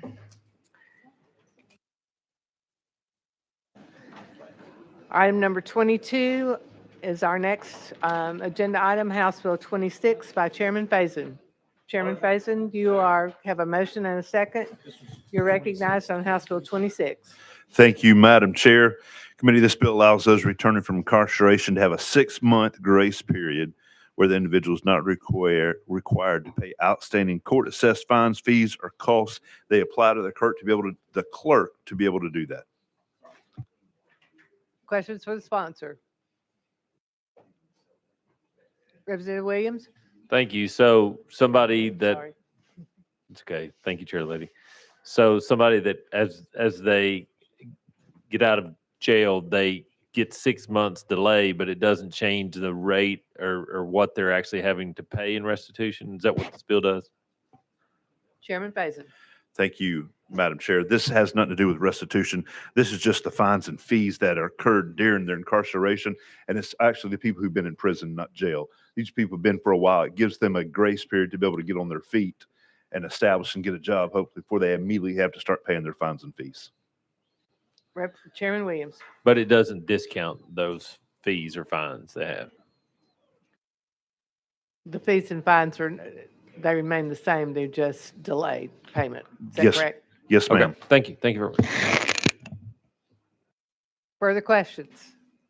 Seeing none, we're voting on House Bill 26. All in favor, please signify by saying aye. Aye. Any opposed? The ayes have it. House Bill 26 goes on to calendar and rules. Next, we have House Bill 738 by Representative Love. We have a motion and a second. Representative Love, you're recognized. Thank you, Madam Chair. House Bill 738 creates a doula advisory committee. And I renew my motion.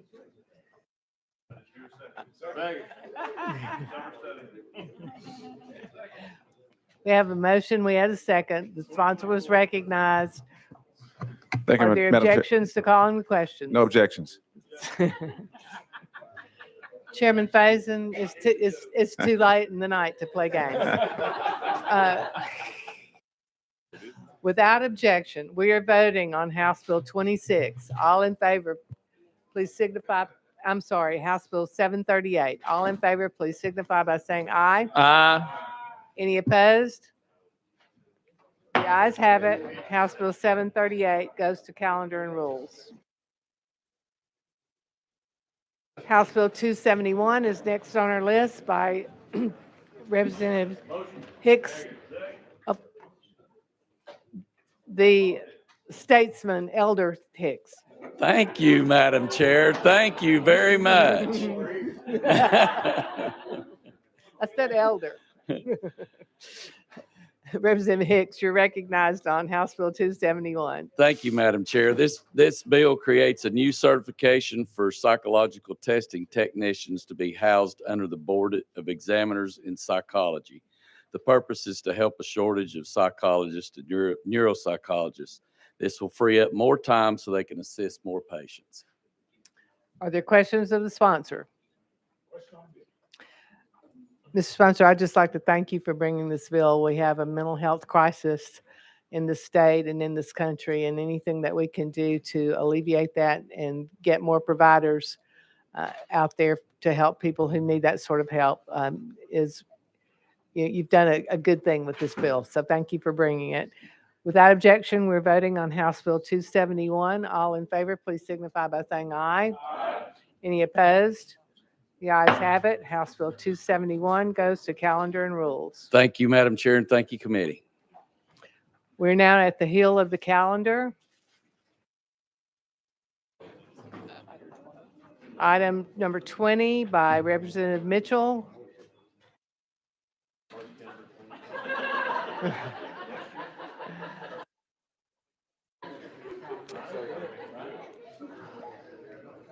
We don't have the representative present. We don't have anyone else signed on to his bill.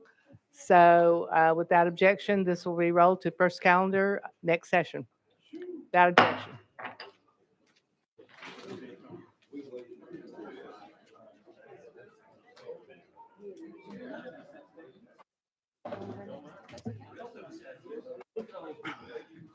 We have the driver's license calendar that we'll be taking up next.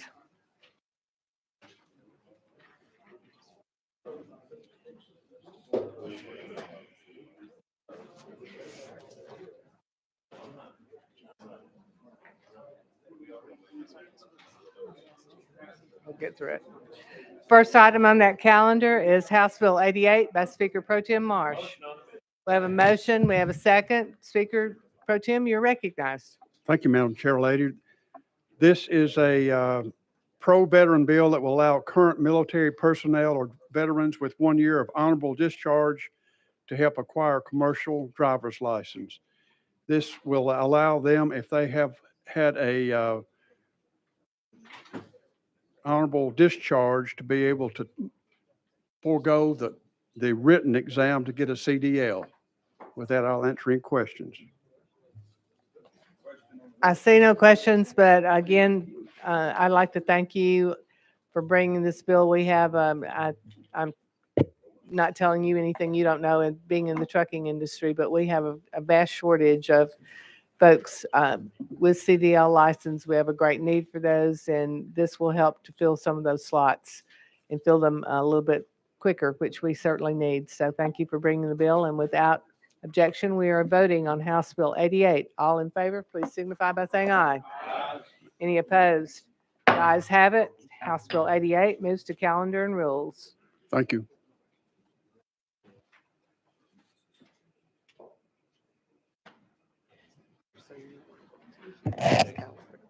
We are going to roll the next bill, House Bill 1278, to the heel. And we are on item number 3 on the driver's license calendar, House Bill 78 by Leader Lambert. We have a motion and a second. Leader Lambert, you're recognized. Thank you, Madam Chair, members of the committee. I described this bill in several committees before, but it just changes some of the driver's license requirements. It is an administration bill. Question has been called. Without objection, we're voting on House Bill 78. All in favor, please signify by saying aye. Aye. Any opposed? The ayes have it, and House Bill 78 moves to calendar and rules. We are going to back up and take House Bill 1278 by Deputy Speaker Johnson. We have a motion and a second. All in favor of hearing Speaker Johnson speak on the bill, please say aye. No. Speaker Johnson, please tell us about your bill.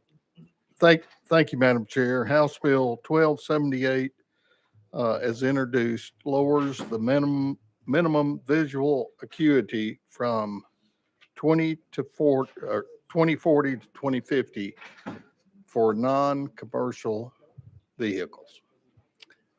Are there questions for the sponsor? Seeing none, we are voting on House Bill 1278. All in favor, please signify by saying aye. Aye. Any opposed? The ayes have it. House Bill 1278 goes to calendar and rules. Thank you, Madam Chair. That brings us to House Bill 485 by Chairman Boyd. We have a motion and a second. Chairman Boyd, you're recognized. Thank you, Madam Chair Lady. Committee, House Bill 485 or the Eddie Conrad Act applies to drivers under the age of 18 and it stiffens the penalty for repeat offenders of texting and driving. I'll take any questions, Madam Chair Lady. Are there questions of the sponsor? Question has been called. Without objection, we're voting on House Bill 485. All in favor, please signify by saying aye. Aye. Any opposed? The ayes have it. House Bill 485 goes to calendar and rules. Next is House Bill 929 by Representative McKenzie. Representative McKenzie, do we have a motion? We have a motion and a second. Representative McKenzie, you're recognized. Thank you, Madam Chair. Sorry. Yes, what this bill does, it takes out the word foster care and really allows all children who are under the state custody the opportunity to get their driver's license without cost. Are there questions of the sponsor? Question has been called. Without objection, we're voting on House Bill 929. All in favor, please signify by saying aye. Aye. Any opposed? The ayes have it. House Bill 929 goes to calendar and rules. The last item on this calendar is House Bill 142 by Chairman Faison. We have a motion. We have a second. Chairman Faison, you're recognized. Thank you, Madam Chair. Committee, this bill brings parity between a commercial driver license expiration date and the hazardous material endorsement expiration date. You've heard the sponsor's explanation. Are there questions?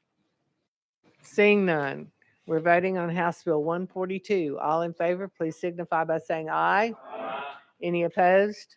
The ayes have it. House Bill 142 moves on to calendar and rules.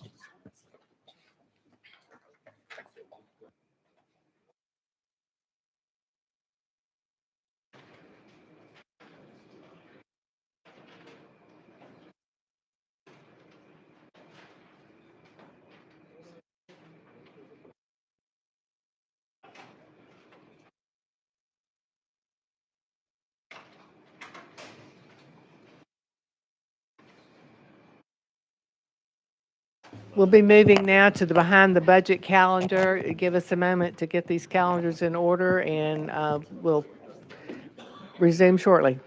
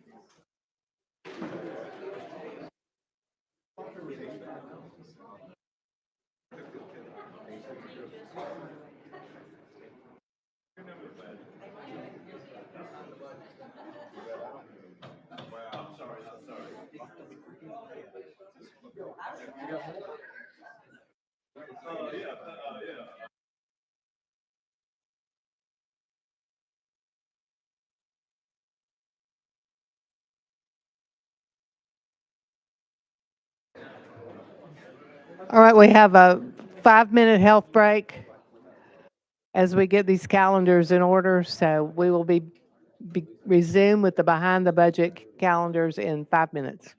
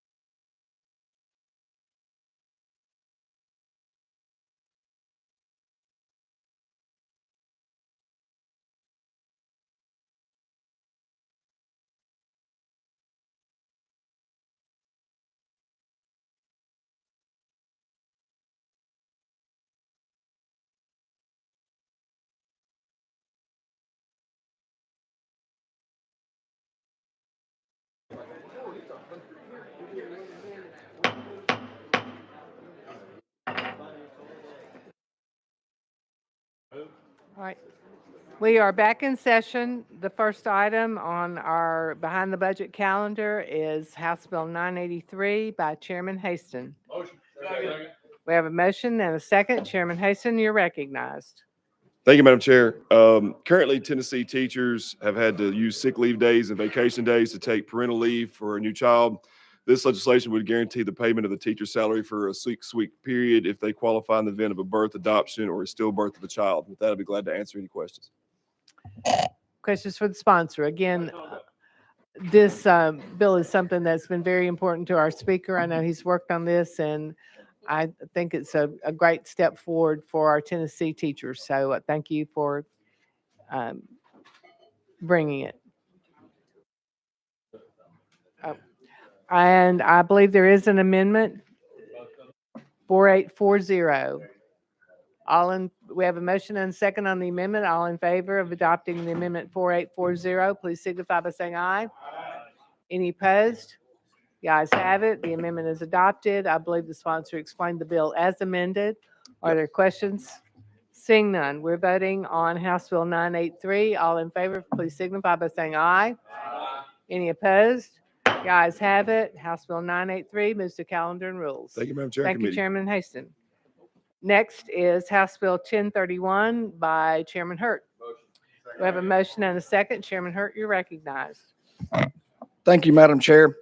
House Bill 1031 creates a full-time autonomous inmate disciplinary board to oversee the current disciplinary board recommendations for awarding and removing sentence credits. Creating a statewide oversight disciplinary board promotes public safety while ensuring across the board that each case is treated under the same rules. This legislation is not about preventing good behavior credits. It's about addressing violent behavior in prison and making sure that when violent behavior occurs, that it is taken into account and that there are teeth in addressing these violations. With that, I'll take any questions. Are there questions of the sponsor? Representative McKenzie. Thank you, Madam Chair. And I like this bill, but I want to be clear. So the only punitive measures are for violent acts. Is that true? Chairman Hurt. Thank you, Madam Chair. Yes. So what this does is it looks at, it doesn't prevent any good behavior credits, but it makes the oversight is to make sure that any violent behavior is taken into account also. Representative McKenzie. Yeah, thank you. You know, because as I deal with a lot of my constituents, you know, a whole lot of the things is out of place at this time or things that's sort of a nonviolent. So thank you for this bill and thank you for that clarification. Representative Parkinson. Thank you, Madam Chair. Thank you, Chairman, for bringing this bill to. Did this come out of the ad hoc committee? Chairman Hurt. Thank you, Madam Chairman. Yes, it did. Representative Parkinson. Thank you, Madam Chair.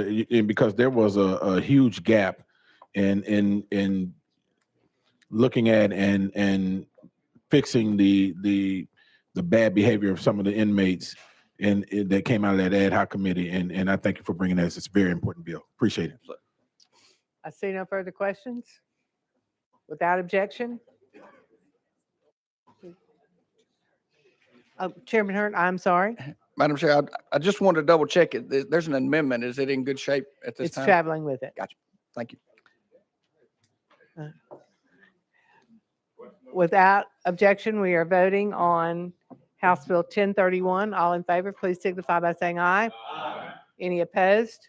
The ayes have it. House Bill 1031 moves to calendar and rules. Thank you, Madam Chair. Zachary, Committee. I believe you wanted to be recognized. Thank you, Madam Chair. Members, as a reminder, calendar and rules will meet right after, so please do not leave. We're meeting right after this committee. Thank you. Thank you, Madam. House Bill 1030, Chairman Doggett. It's next on our agenda. We have a motion and a second. Chairman Doggett, you're recognized. Thank you, Madam Chair and members of the committee. This legislation makes changes to the current repeat violent offender laws. This is vital for holding repeat violent offenders accountable for their actions while also protecting victims and the public. Are there questions of the sponsor? Seeing none, we're voting on House Bill 1030. All in favor, please signify by saying aye. Aye. Any opposed? The ayes have it. House Bill 1030 goes to calendar and rules. Thank you. Speaker Pro Tem Marsh, you're recognized next on a series of bills, beginning with House Bill 392.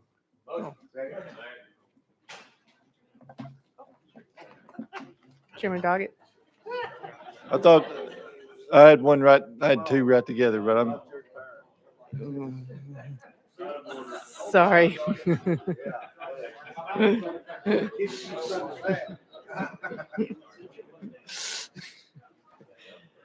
Speaker Pro Tem Marsh, now that Chairman Doggett has relinquished the podium, we are on House Bill 392. We have a motion and a second. You're recognized. Thank you, Madam Chairman. This bill concerns battery charged security fences are used in businesses across the country. This equipment helps deter wrongdoers from entering a business property's owners with the intent to commit a crime. This legislation will require battery charged security fences to be regulated through the alarm system code when they meet certain requirements, including safety requirements. Without answering questions. Are there questions of the sponsor? Seeing none. We're voting on House Bill 392. All in favor, please signify by saying aye. Aye. Any opposed? The ayes have it. House Bill 392 goes to calendar and rules. Next on our list is House Bill 804, also by Speaker Pro Tem Marsh. We have a motion and a second. Speaker, you're recognized. Thank you, Madam Chairman. Chair Lady, excuse me. This is concerning tangible personal property tax. We've had a lot of problems with it over the years. Small businesses are spending a lot of money on tax preparers to fill out these tax forms that can be as little as $25 fees. So they're complaining about it. So what we've done with NFIB and several business groups, we're proposing to change the rules that give us two tiers for personal property tax. One of them starts at $2,000 and below. The other one is $10,000 and below. And this is going to take care of 52% of the filers, which should make it a lot easier and a lot less expensive. With that, I'll answer any questions. Heard the sponsor's explanation. I see no hands raised. So without objection, we're voting on House Bill 804. All in favor, please signify by saying aye. Aye. Any opposed? The ayes have it. House Bill 804 moves on to calendar and rules. Speaker Marsh, don't go away. Oh, I'm sorry. You're excused. Yes, ma'am.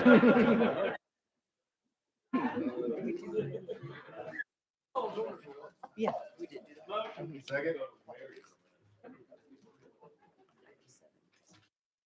So now we are on House Bill 905. We have Deputy Speaker Johnson. You are recognized. Thank you, There's a Madam motion and a Chair. second. House Bill 905 is amended, adds judges in the 13th, 19th, and 22nd district.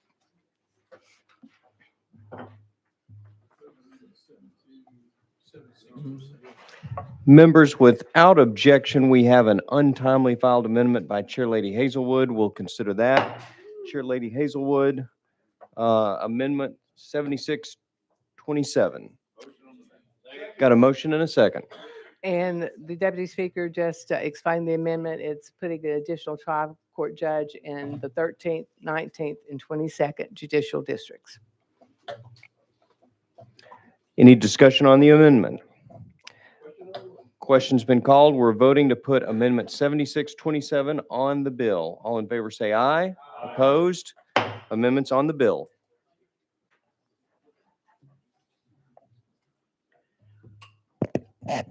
The bill as amended, I believe that the Deputy Speaker explained that. Are there any questions for the sponsor? Seeing none, we're voting on House Bill 905. All in favor, please signify by saying aye. Aye. Any opposed? The ayes have it. House Bill 905 moves on to calendar and rules. Thank you, Madam Chair, Committee. The next item, House Bill 831 by Leader Lambert. We have a motion and a second. Leader Lambert, you're recognized on House Bill 831. Thank you, Madam Chairman and members of the committee. This creates a certification process to ensure that if someone is getting an expungement, that they are actually eligible for that. Are there questions of the sponsor? Seeing none, we're voting on House Bill 831. All in favor, please signify by saying aye. Aye. Any opposed? The ayes have it. House Bill 831 moves on to calendar and rules. Leader Lambert, you're also up next with House Bill 806. We have a motion and a second. Leader Lambert, you're recognized. Thank you, Madam Chair, members of the committee. This is the RICO bill. Without objection, seeing no questions, we are voting on House Bill 806. All in favor, please signify by saying aye. Aye. Any opposed? The ayes have it. House Bill 806 moves to calendar and rules. Continuing with the Lambert calendar, House Bill 385. We have a motion, we have a second. We have a motion and a second. Leader Lambert, you're recognized. Thank you, Madam Chairman, members of the committee. I have a lot of constituents that have a lot of nice ideas, so I thank y'all for your support of them. This one is one of those that came out of the working group, though, and not directly from my district. It fixes the issue where jail administrators should be the ones that are determining whether or not someone is receiving good time, not someone at TDLC who has likely never met the prisoner before. The jail administrator would have to file a purposeful objection to them receiving good time pre-trial. This just says that the jail administrator gets to make that determination and then send that to TDOC instead of it being automatic. But either way, if they earn their good time, they'll get it. But if they didn't, they will not. Questions of the sponsor? Seeing none, we are voting on House Bill 385. All in favor, please signify by saying aye. Aye. Any opposed? The ayes have it. House Bill 385 moves on to calendar and rules. Next up, House Bill 27, also by Leader Lambert. We have a motion and a second. Leader Lambert, you're recognized. Thank you, Madam Chairman, members of the committee, and many of you have already signed on this bill, or some have, and I hope more will. This one's been around for a few years, but it comes directly from a high school teacher in my district whose daughter was an overachiever in college. She finished her undergraduate studies in 3 years. He called me at that time several years ago because her reward for having finished college early instead of taking 4, 5, or yes, even 6 years was that she lost her eligibility for that 4th year, even though she was going to a graduate school here in the great state of Tennessee. I would rather we not lose our best and brightest and that those students stay in the state for graduate studies. So this would say if you finish in 3 years, you get to keep that 4th year for graduate studies. I see no questions of the sponsor. I like this bill a lot, and I don't remember if I've signed on or not, but I will plan to do so. Without objection, we are voting for House Bill 27. All in favor, please signify by saying aye. Aye. Any opposed? The ayes have it. House Bill 27 goes to calendar and rules. Thank you, Madam Chairman, members of the committee.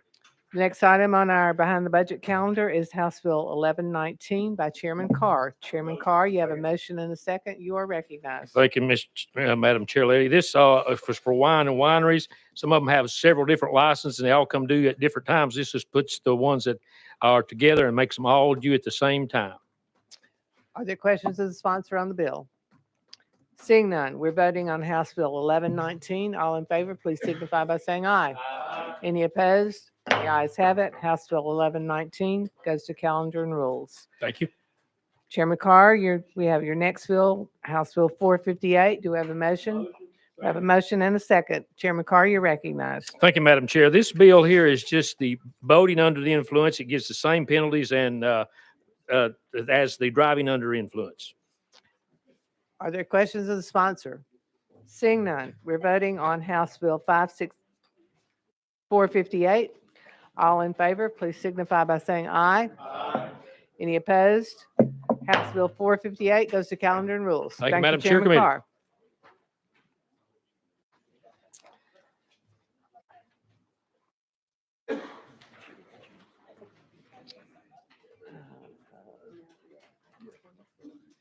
Next up is item 24. Chairman Doggett will entertain you back at the podium.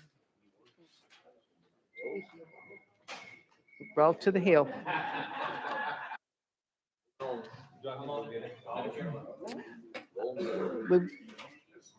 We will roll. Okay, Leader Lambert, you're on the bill, so tell us about House Bill 702. We have a motion and a second. We have a motion and a second. Leader Lambert, you're recognized on House Bill 702. Thank you, Madam Chairman. This is the One Pill Will Kill Act. You've heard the explanation. Are there questions of the sponsor? Seeing none, hearing none, we are voting on House Bill 702. All in favor? I am so sorry. We do have an amendment on that bill. The 4701. amendment I show is 4701.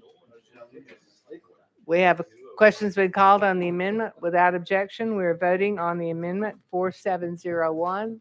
All in favor, please signify by saying aye. Aye. Any opposed? The ayes have it. The amendment is attached. Now we're back to the bill as amended. Leader Lambert, do you have any additional explanation? No, ma'am.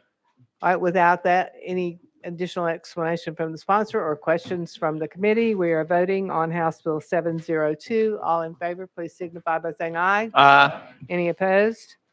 The ayes have it. House Bill 702 goes to calendar and rules. Next up is House Bill 1357 by Chairman Farmer. I don't see him in the room. We will roll that to the Hill. House Bill 1362 is also by Farmer, so we'll roll that to the Hill. As House Bill 1351, we'll also roll that to the Hill. Next on the calendar is House Bill 1008 by Chairman Grills. We have a motion and a second. Chairman Grills, you're recognized. You caught me asleep over there, Chair Lady. This bill adds another condition for stalking. It's when you place an electronic tracking device on someone, you could be charged with stalking. Are there questions of the sponsor? Question has been called. Without objection, we're voting on House Bill 1008. All in favor, please signify by saying aye. Aye. Any opposed? The ayes have it. House Bill 1008 goes to calendar and rules. Next up, we have Chairman Helton Haynes with House Bill 779. We have a motion and a second. Chairman Helton Haynes, you're recognized. Thank you, Madam Chair. Currently, there's no statutory time frame that requires a health licensure board to issue a license. This bill establishes the time frame for medical examiners, osteopathic examination, nursing, physician's assistants, which is 45 days, and establishes the time frame for Board of Alcohol and Drug Abuse Counselors, which is 60 days. You've heard the explanation from the sponsor. Are there questions? Without objection, we're voting on House Bill 779. All in favor, please signify by saying aye. Aye. Any opposed? The ayes have it. House Bill 779 goes to calendar and rules. Thank you, Madam Chair and committee. Next on our agenda is House Bill 1281 by Chairman Holtzclaw. Chairman Holtzclaw, you have a motion and a second. You are recognized. Thank you, Chair Lady. Basically, 1281 provides family medical student loan repayment grant program that incentivizes physicians in residency training to provide health in rural areas. Are there questions of the sponsor on the bill? Then without objection, we're voting on House Bill 1281. All in favor, please signify by saying aye. Aye. Any opposed? The ayes have it. House Bill 1281 moves to calendar and rules. Thank you, Chair Lady. Just one quick observation. Yes, sir. I think your committee's done a great job and you're holding up well, but you look like an angel up there in that outfit, perched the way you.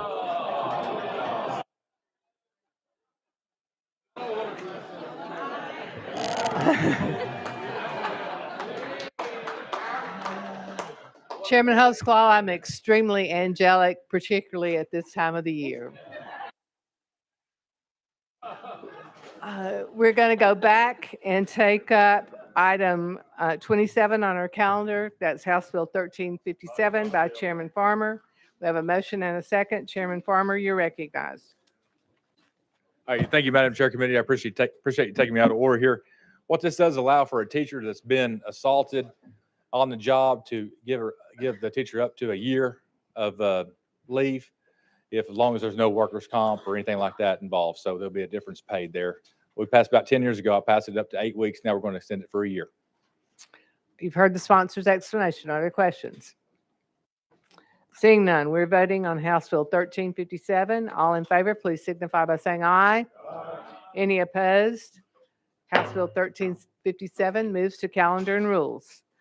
Next up, we have House Bill 1362. We have a motion and a second. Chairman Farmer, you're recognized, and I do believe we have an amendment we need to attach to this bill. Is that correct? I do not think so, Madam Chair. There was an untimely filed and sub, and that was tabled. So I think everything's together the way it should be.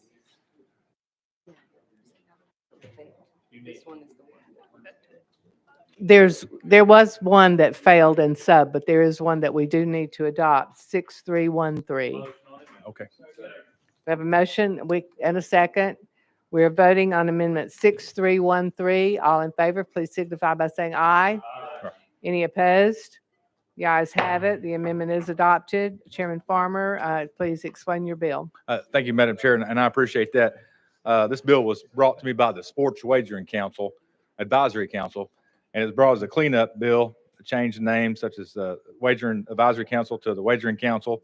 We had some amendments come on. It simplifies the tax structure, eliminates a requirement that mandates that the vendors use certain folks to acquire their information from, which is a mandate, looks like a whole lot like a monopoly. And also the amendment you just spoke of does a sliding scale for the yearly fees, $750,000 a year. But that makes it, if you're over a certain amount, you pay that. It's kind of a sliding scale for those that don't make as much money as others. But I'll be happy to answer any questions that the members have this committee. Chairman Faison, you're recognized. Thank you, Madam Chair. And I probably should know this, Representative Farmer. Did we I don't know if we're in parity with the Senate with the rate that we pay back, that they pay to the state. The House was at 185, the Senate maybe somewhere. Do you know where we're at with this current posture of this bill? Chairman Farmer. Yeah, thank you, Madam Chair. We are not in parity with the Senate with regards to the tax structure. We're at 185. I believe they're at 2%. Okay. Right around there. Chairman Faison. Is it your desire moving forward to stick with what we've come with from the House? Chairman Farmer. I think, Madam Chair, it is. Okay. Thank you. Are there further questions? Seeing none, we're voting on House Bill 1351. All in favor, please signify by saying aye. Any opposed? The ayes have it. If you'd like to be recorded as a no, then please see the clerk. But House Bill 1351 moves on to calendar and rules. I'm sorry. We just voted on House Bill 1362, moving on to calendar and rules. 1362 goes on to calendar and rules. Next is House Bill 1351. Hopefully it will have the same fate, but we have a little work to do first. Do we have a motion? We have a motion and a second. Chairman Farmer, you're recognized on House Bill 1351. Thank you, Madam Chair, Committee. What this bill does, elected sheriffs are required to have a bond. And if it's a case of a sheriff's deputy or sheriff were to do something wrong, they get sued on that bond. Right now, there's no statute of limitations on that bond they're required to have. What this would do was set a statute of limitations in line with other torts in Tennessee, giving it a 1-year statute of limitations, just as other torts are. So that's what this bill does. Questions for the sponsor? Seeing none, we're now voting on House Bill 1351. All in favor, please signify by saying aye. Aye. Any opposed? The ayes have it. House Bill 1351 moves on to calendar and rules. See, I had a great premonition. Yeah. That brings us to House Bill 898 by Chairman Hurt. We have a motion and a second.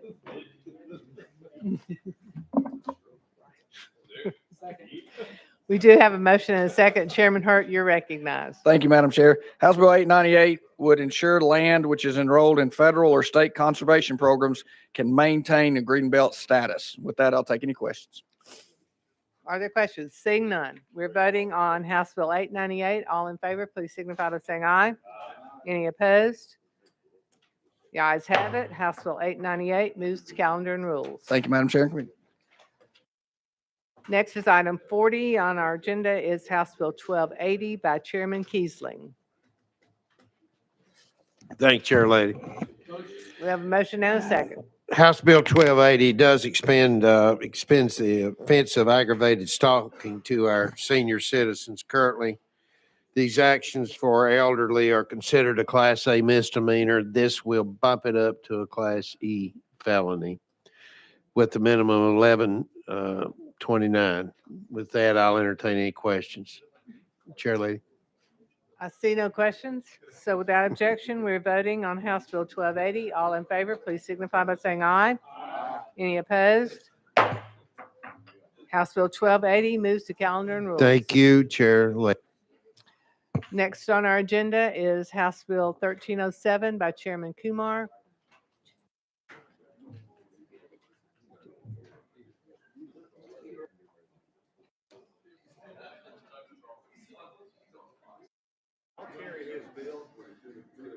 Chairman Kumar is not with us at this. Chairman Bricken? We have a motion and a second. Chairman Bricken, you're recognized on House Bill 1307. Dr. Kumar Bills provides a $30 voucher for taking the full 8-hour handgun bill. It's a minimum thing we could do for the state. It's not as good as we should do. With that, I'll redo my motion. We've heard the sponsor's explanation. Questions on the bill? Seeing none, we're voting on House Bill 1307. All in favor, please signify by saying aye. Any opposed? The ayes have it. House Bill 1307 moves to calendar and rules. Chairman Lafferty, you're next with House Bill 874. You have a motion? We have a motion and a second. Chairman Lafferty, you're recognized. Thank you, Chair Lady.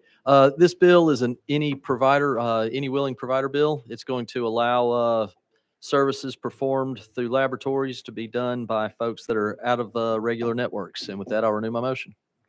Are there questions of the sponsor? Seeing none, we're voting on House Bill 874. All in favor, please signify by saying aye. Aye. Any opposed?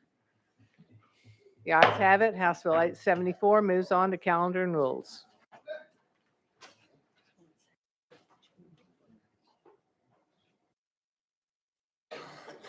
Thank you.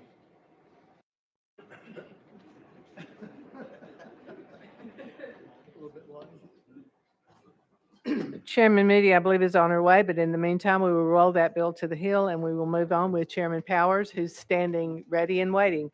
We have a motion. We have a motion and a second. Chairman Powers, you're recognized. Thank you. Thank you, Madam Chair. House Bill 1242 is called the Drug of the Living Dead Act, and it's about xylazine. Xylazine is a non-opioid veterinary tranquilizer, and it's been used to cut fentanyl and meth, and Narcan will not reverse the procedure. So somebody takes this drug, if it's cut with it, we had 9 people in Tennessee die last year, and this bill, if passed, will make xylazine a Schedule III drug. And Take any Chairman questions. Powers, I believe we do have an amendment that we need to attach. I'm showing that as Amendment 6852. 6852, yes. We have a motion and a second on the amendment. Without objection, we are voting on the amendment. All in favor of Amendment 6852, please signify by saying aye. Any opposed? The ayes have it. The amendment is attached. And Chairman Powers, is there Okay. any explanation glad that you to need to take- add for the amendment? Yes, the amendment was just renaming the bill to make it more effective. I had another bill and it kind of had to end up the same name, but this was called the Drug of the Living Dead Act, and that's what the amendment did to it. Change the All right. name. I don't want to hear any comparisons to Night of the Living Dead here. But we are voting on House That's why I Bill named it that. 1242 without objection. All those in favor, please signify by saying aye. Any opposed? The ayes have it. House Bill 1242 moves to calendar and rules. Thank you, Madam Chair, Committee. Chairman Powers, I believe that you have another bill, House Bill 993. I do. We have a motion and a second. All in favor, please signify by saying aye. That's pretty weak. It's a late evening, though, isn't it? Thank you, Madam Chair. In 2018, the General We voted on your bill, Assembly. but you feel free to explain it. In 2018, the General Assembly enacted the Primacy and Reclamation Act of Tennessee, directing the governor to take over the oversight of the act called primacy. And in the state's effort to obtain primacy, we'll learn that many of the sites were underbonded. And that $33 million that the federal government is liable for would be transferred to us. So in light of these findings, all this does will postpone the effort so we can be assured that the under bonding is addressed by the federal government. And with that, Madam Chair, I'll be glad to take any questions. I see no questions. We've already voted on this once, but we'll do it again. House Bill 993, all in favor, please signify by saying aye. Aye. Any opposed? There we go. It is I like well and that. truly passed. Thank you. Thank you, Madam Chair. I believe that you have one more bill, I do. and that is House Bill 1346. Yes. We have a motion and a second. Chairman Powers, please tell us Okay. about your bill, briefly, please. Okay, thank you. Briefly. And why can't I find it? Oh. I was trying to do everything technology. Okay, but I'll go ahead and explain. Anyway, all this bill simply does is prevent anything from the United Nations or anything about restricting the property rights in Tennessee based on the Tennessee Constitution or the U.S. Constitution. And with that, I'll be glad to take any questions.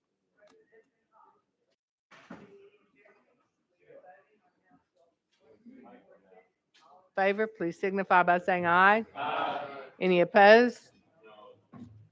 If you'd like to be recorded as a no, then please see the clerk. But the bill does pass. House Bill 1346 moves to calendar and rules. Thank you, Madam Chairman Chair, Powers. committee. We are now going back to item number 48. That's Chairman Moody.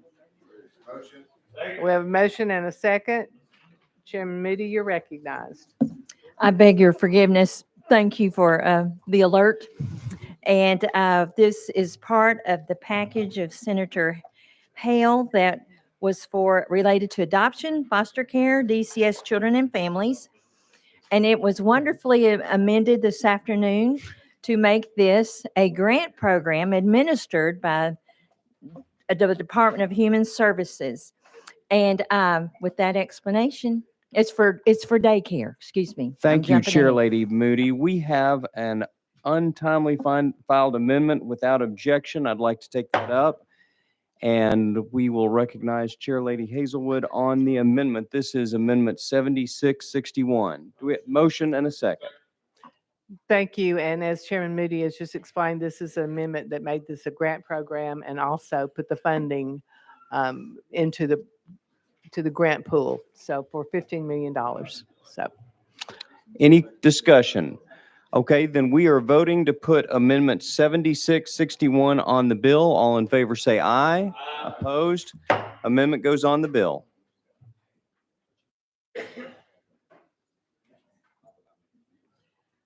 that brings us back to the bill as amended. Are there any questions or additional explanation from the sponsor? Seeing none, we're voting on House Bill 634. All in favor, please signify by saying aye. Aye. Any opposed? The ayes have it. House Bill 634 moves on to calendar and rules. Thank you so much, Chair Lady and committee. Thank you for bringing that legislation, Chairman Moody. We are now on item 56, House Bill 170, Chairman Reagan. We have a motion and a second on the bill. Chairman Reagan, you're recognized. Thank you, Madam Chair and committee. This bill prevents local governments from denying land use permits based on a law that might pass. It basically rejects the pending ordinance doctrine established by the Tennessee Supreme Court in the Harding versus Academy Metropolitan Government of Nashville and Davidson County. Currently, if this bill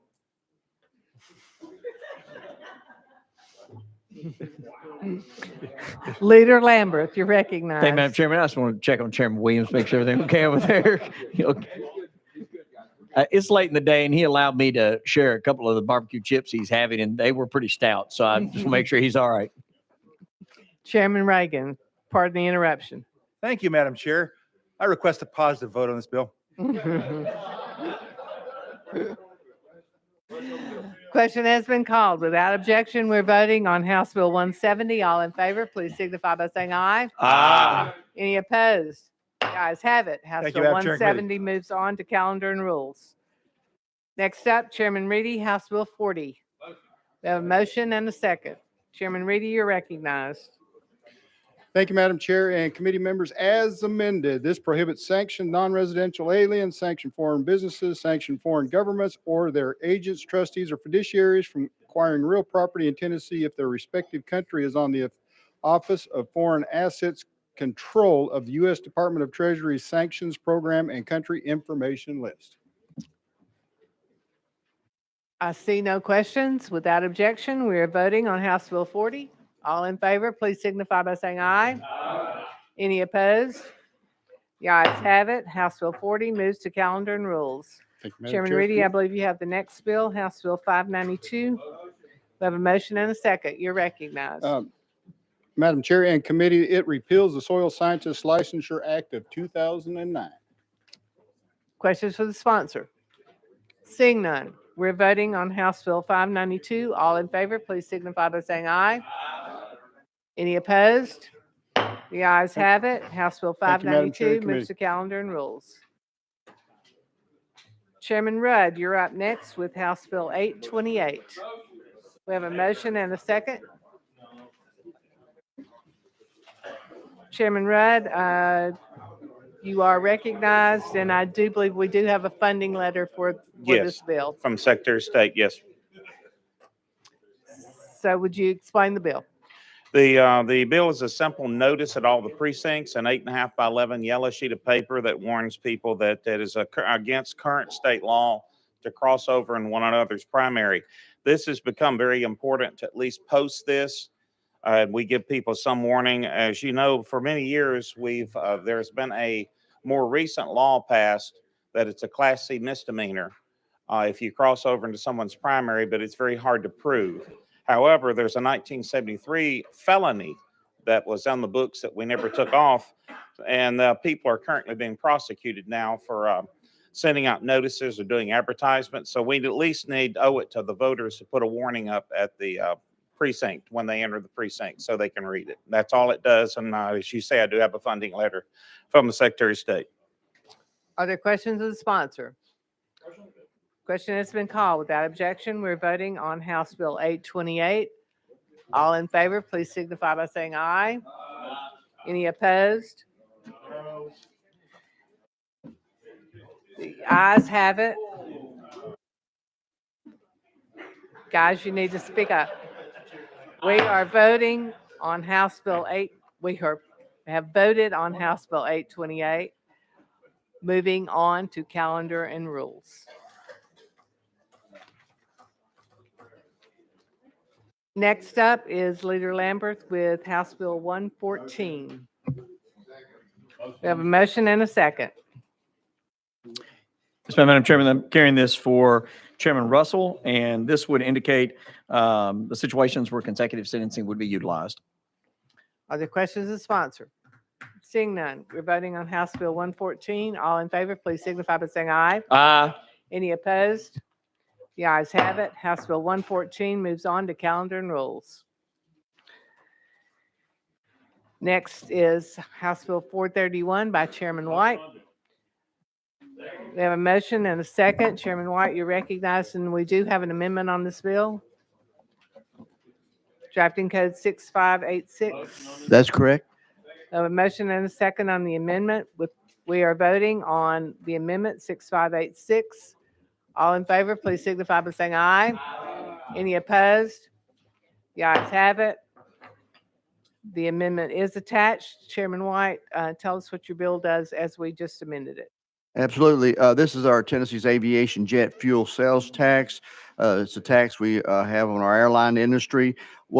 Every year we've been trying to decrease this to be more competitive with our surrounding states such as Kentucky and North Carolina and Georgia. But currently the cap is $5 million. This legislation next year would lower it to the cap of $3 million. And then in 2024 of July, it would lower it to the cap of $1 million and then continuing on from there. You've heard the sponsor's explanation. Are there questions? Seeing none, we're voting on House Bill 431. All in favor, please signify by saying aye. Any opposed? The ayes have it. House Bill 431 goes to calendar and rules. Thank you. Thank you. Chairman Zachary, you're next with House Bill 1286. We have a motion and a second. You're recognized. Thank you, Madam Chair. This simply prohibits the utilization of ESG from a state perspective. I'll be glad to answer any questions. And we do have an amendment. The amendment 4289, is that what you show, Chairman Zachary? Makes the bill, yes, ma'am. And it does make the bill, so we are voting on the amendment 4289. All in favor, please signify by saying aye. Aye. Any opposed? The ayes have it. The amendment is attached, and I believe you said it does make the bill. Yes, ma'am.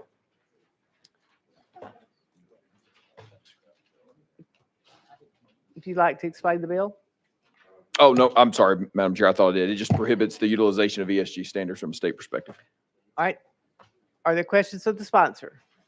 Seeing none. We are voting on House Bill 1286. All in favor, please signify by saying aye. Aye. Any opposed? The ayes have it. House Bill 1286 moves on to calendar and rules, where I'm sure it will receive favorable attention. Thank you, Madam Chair and Committee. House Bill 158, also by Chairman Zachary. We have a motion and a second. You're recognized. Thank you, Madam Chair. This prohibits the requirement of implicit bias training for educators K through 12 and higher ed. I'll be glad to answer any questions. Questions of the sponsor? Seeing none, we're voting on House Bill 158. All in favor, please signify by saying aye. Aye. Any opposed? No. If you'd like to be recorded as a no, please see the clerk, but the ayes do have it, and House Bill 158 moves on to calendar and rules. Thank you, Madam Chair and Committee. Next, we have House Bill 355. Chairman Alexander. Chairman Alexander, you're recognized. Thank you, Chair Lady. Thank you, Committee. This bill is very near and dear to my heart, as most of you all already know that. This would allow for women to have diagnostic imaging and supplemental breast screening without imposing a cost-sharing requirement on the patient. This will save a lot of women's lives. Thank you for bringing this bill, Representative Alexander. Are there questions? Seeing none, we're voting on House Bill 355. All in favor, please signify by saying aye. Aye. Any opposed? The ayes have it. House Bill 355 moves to calendar and rules. Representative Alexander, you have our next bill as well, the House Bill 938. We have a motion and a second. You're recognized. Thank you. This authorized owners of real property used primarily for agriculture purposes who reside in a territory previously annexed by a municipal ordinance that was not annexed through a referendum or a request of the property owner to petition the municipality to de-annex such property under certain circumstances. Are there questions? Seeing none, we're voting on House Bill 938. All in favor, please signify by saying aye. Aye. Any opposed? Seeing none, the ayes have it. House Bill 938 moves to calendar and rules. Thank you, Chair Lady. Representative Thank you, Alexander. Committee. Next up, we have Representative Sherrill with House Bill 1153. We have a motion and a second. Representative Sherrill, you're recognized. Thank you, Madam Chairman. This bill is for Warren County, Tennessee, building a new National Guard armory there in Warren County, and put the name on the building is Major General Terry Max Haston National Guard Armory. Are there questions of the sponsor? Seeing none, we're voting on House Bill 1153. All in favor, please signify by saying aye. Aye. Any opposed? The ayes have it. House Bill 1153 goes to calendar and rules. Thank you. Next on our calendar is House Bill 239 by Representative Bolzo. We have a motion and a second. Representative Bolzo, you're recognized, and I do believe there's an amendment on the bill. Thank you, Madam Chair. Yes, Amendment 4721. That's what I show. We do have a motion and a second on the amendment. Without objection, we're voting on the amendment. All in favor, please signify by saying aye. Aye. Any opposed? The ayes have it. The amendment is attached. Representative Bolzo, please explain your bill as amended. Thank you, Madam Chair. This is a bill that does one thing. It simply clarifies that the term sex, as used in the Tennessee Code, unless the context otherwise requires, refers to a person's biological sex as determined by anatomy and genetics at the time of birth. We move its adoption, Madam Chair. Question has been called. I see no objections. We're voting on the bill, House Bill 239. All in favor, please signify by saying aye. Aye. Any opposed? No. If you'd like to be recorded as a no, please see the clerk, but the ayes do have it, and House Bill 239 passes. Thank you, Madam Chair. Thank you, committee. Representative Butler, you're up next with the House Bill 1026. All in favor? Well, okay. We'll let you explain it first. We have a motion and a second, and he is recognized. And we will Thank you, Chair give Lady. you a moment to explain your bill. This bill simply allows the TWRA to use wetland funds to purchase a 1,741 acre tract of land, which they have currently done 5 previous times. And that's all this bill does. The question has been called. I see no objection to calling the question. So we are voting on House Bill 1026. All in favor, please signify by saying aye. Aye. Any opposed? Thank you, The ayes committee. have it. House Bill 1026 moves on to calendar and rules. Chairman Bricken, you're up next with, I think this is your bill this time, House Bill 1043. We have a motion and a second. You're recognized. Thank you, Madam Chairman. This is a very good bill that everyone should sign on. It basically directs the Department of Mental Health to use the money from the sports gaming funds that is not used for gambling addiction to juvenile addiction and mental health treatment. Are there questions of the sponsor? Seeing none, we're voting on House Bill 1043. All in favor, please signify by saying aye. Aye. Any Thank you. opposed? The ayes have it. Chairman Bricken, your bill moves to calendar and rules. Next is Representative Davis. We have a motion and a second. Representative Davis, you're recognized on House Bill 814. Thank you, Madam Chair. Thank you, committee. And so this bill creates a state fire permit for mobile food units. I see no questions. Without objection, we're voting on House Bill 814. It's a great bill. All in favor, please signify by saying aye. Any opposed? The ayes have it. House Bill 814 moves on to calendar and rules. Thank you, committee. That brings us to House Bill 1085, which is item 92 on the calendar. Representative Gillespie, we will roll that to the Hill.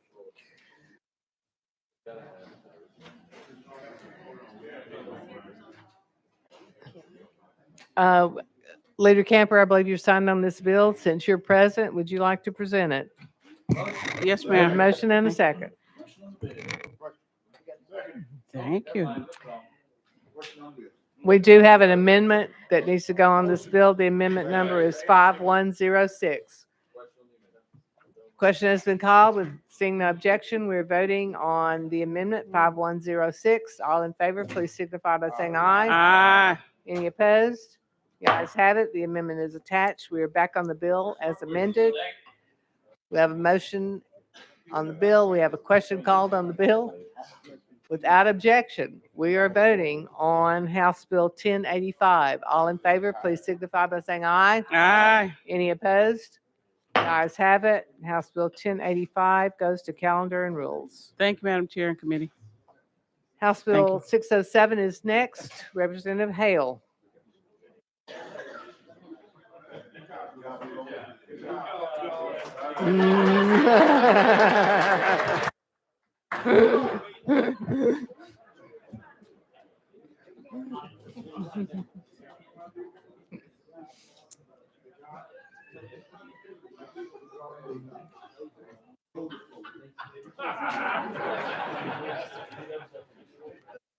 Representative Hale, you're recognized. Thank you, Madam Chairman, Chair Lady, and committee. House Bill 607 prohibits insurance companies and TennCare from requiring prior authorization for the repair of power and manual wheelchairs. This was brought to me by the Tennessee Disability Coalition.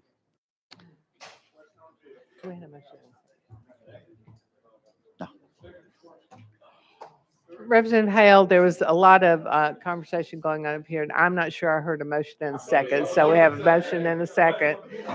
We've heard the sponsor's explanation. The question has been called. Without objection, we are voting on House Bill 607. All in favor, please signify by saying aye. Aye. Any opposed? The ayes have it. Your bill goes to calendar and rules. Thank you, Madam Chair Lady, committee. Next, we have House Bill 125 by Chairman Leatherwood. Chairman Leatherwood, you are recognized. Thank you, Madam Chair Lady. This bill exempts the retail sale of personal use trailers that are removed for use in another state within 3 calendar days from the sales and use tax. And I do believe we have an Appreciate amendment y'all's that we support. need to attach. The amendment 4489, is that what you showed? Yes. All right, we need to get that attached. I have a motion and a second on the amendment. We are voting on amendment 4489. All in favor, please signify by saying aye. Any opposed? The ayes have it. The amendment is attached. And were you describing the bill as with the amendment, or is there additional description of the amendment? I was describing it as amended, so right. appreciate your support. Right. You've heard the explanation. Without objection, we're voting on House Bill 125. All in favor, please signify by saying aye. Any opposed? The ayes have it. House Bill 125 goes to calendar and rules. Thank you. That brings us to House Bill 248, Representative McCallum. We have a motion and a second. You're recognized. Thank you, Madam Chair. Members, this bill basically says if you are convicted of domestic assault, you will serve a minimum of 30 days in jail. If in that assault you strangle somebody unconscious, they can go after you for attempted homicide at a Class B felony.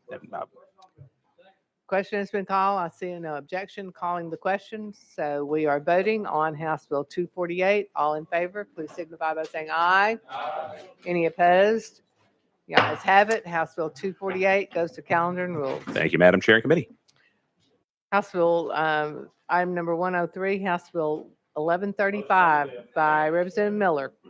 Representative Miller, you're recognized. You do have a motion and a second. Apologize, Lady Chair Lady.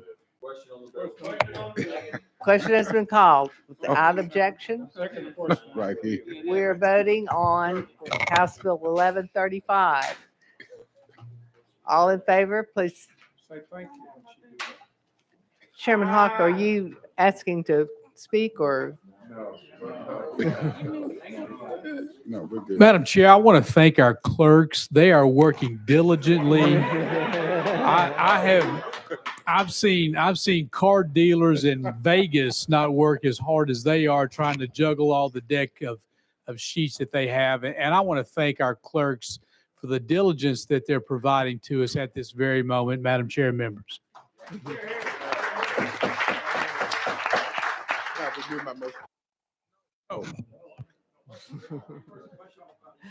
The question has been called on the bill. We are voting on House Bill 1135. All in favor, please signify by saying aye.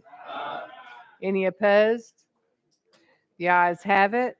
House Bill 1135 goes on to calendar and rules.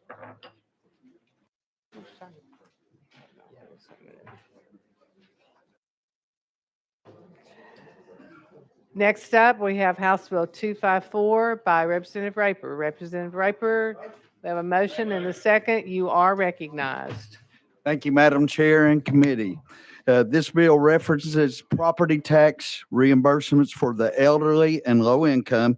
Reimbursements are paid on the first $27,000 set forth by the General Appropriations Act in full market value. This bill would raise the amount from $27,000 to $40,000. You've heard the sponsor's explanation. Are there questions on the bill? Seeing none, we're voting on House Bill 254. All in favor, please signify by saying aye. Any opposed? The ayes have it. House Bill 254 Thank you, Madam goes Chair and on to Committee. calendar and rules. Next up is House Bill 100 by Representative Stevens. Representative Stevens, you have a motion. You have a motion and a second. You're recognized. Thank you, Madam Chairman. House Bill 100 removes the state portion of litigation tax from adoption cases. It does not affect the local portion. Question has been called. Without objection, we are voting on House Bill 100. All in favor, please signify by saying aye. Any opposed? The ayes have it. House Bill 100 goes to calendar and rules. Representative Vital, you're up next with House Bill 1144. We have a motion and a second. Representative Vital, you're recognized. Chairman Vital, I apologize. Thank you, Madam Chair Lady. This bill helps small-scale independent school bus contractors who provide reliable transportation for Tennessee children in 42 counties. This bill creates parity for counties and first school bus owners. The bill does not affect all contracted buses, only those used exclusively for academic and school-based athletic activities, and only the first bus. Thank you for your consideration. Question has been called. I see no objections. We are voting on House Bill 1144. All in favor, please signify by saying aye. Aye. Any opposed? The ayes have it. House Bill 1144 goes to calendar and rules. Thank you, members. Thank you, Chair Lady. We are now on House Bill 1269. Leader Cochran. Leader Cochran, you have a motion and a second. You are recognized. Thank you, Madam Chair. This bill further protects the First Amendment rights of our teachers in Tennessee. With that, I'll yield to questions. The question has been called. I see no objection. We are voting on House Bill 1269. Moving on to calendar and rules. All in favor, please signify by saying aye. Aye. Any opposed? No. If you'd like to be recorded as a no, please let the clerks be aware, and we'll give them a minute. Right. But House Bill 1269 moves to calendar and rules.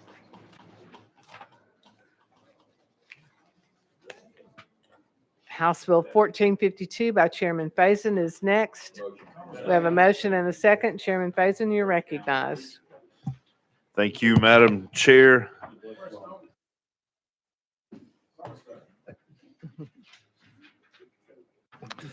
Last year, the General Assembly passed Public Chapter 680. State and autoclaves as defined in the Act are exempt from clearance requirements specified in rules promulgated by the Board of Builder Rules. As amended. Chairman Faison, it has been brought to my attention that as you were presenting a bill at the proper To the hill. By proper acclamation, we're rolling Chairman Faison to the hill. That brings us to House Bill 594. Second. Representative Garrett. You have a motion and a second. Thank you, Madam Chair. I do believe there's an amendment. Second. We have an amendment that is untimely filed.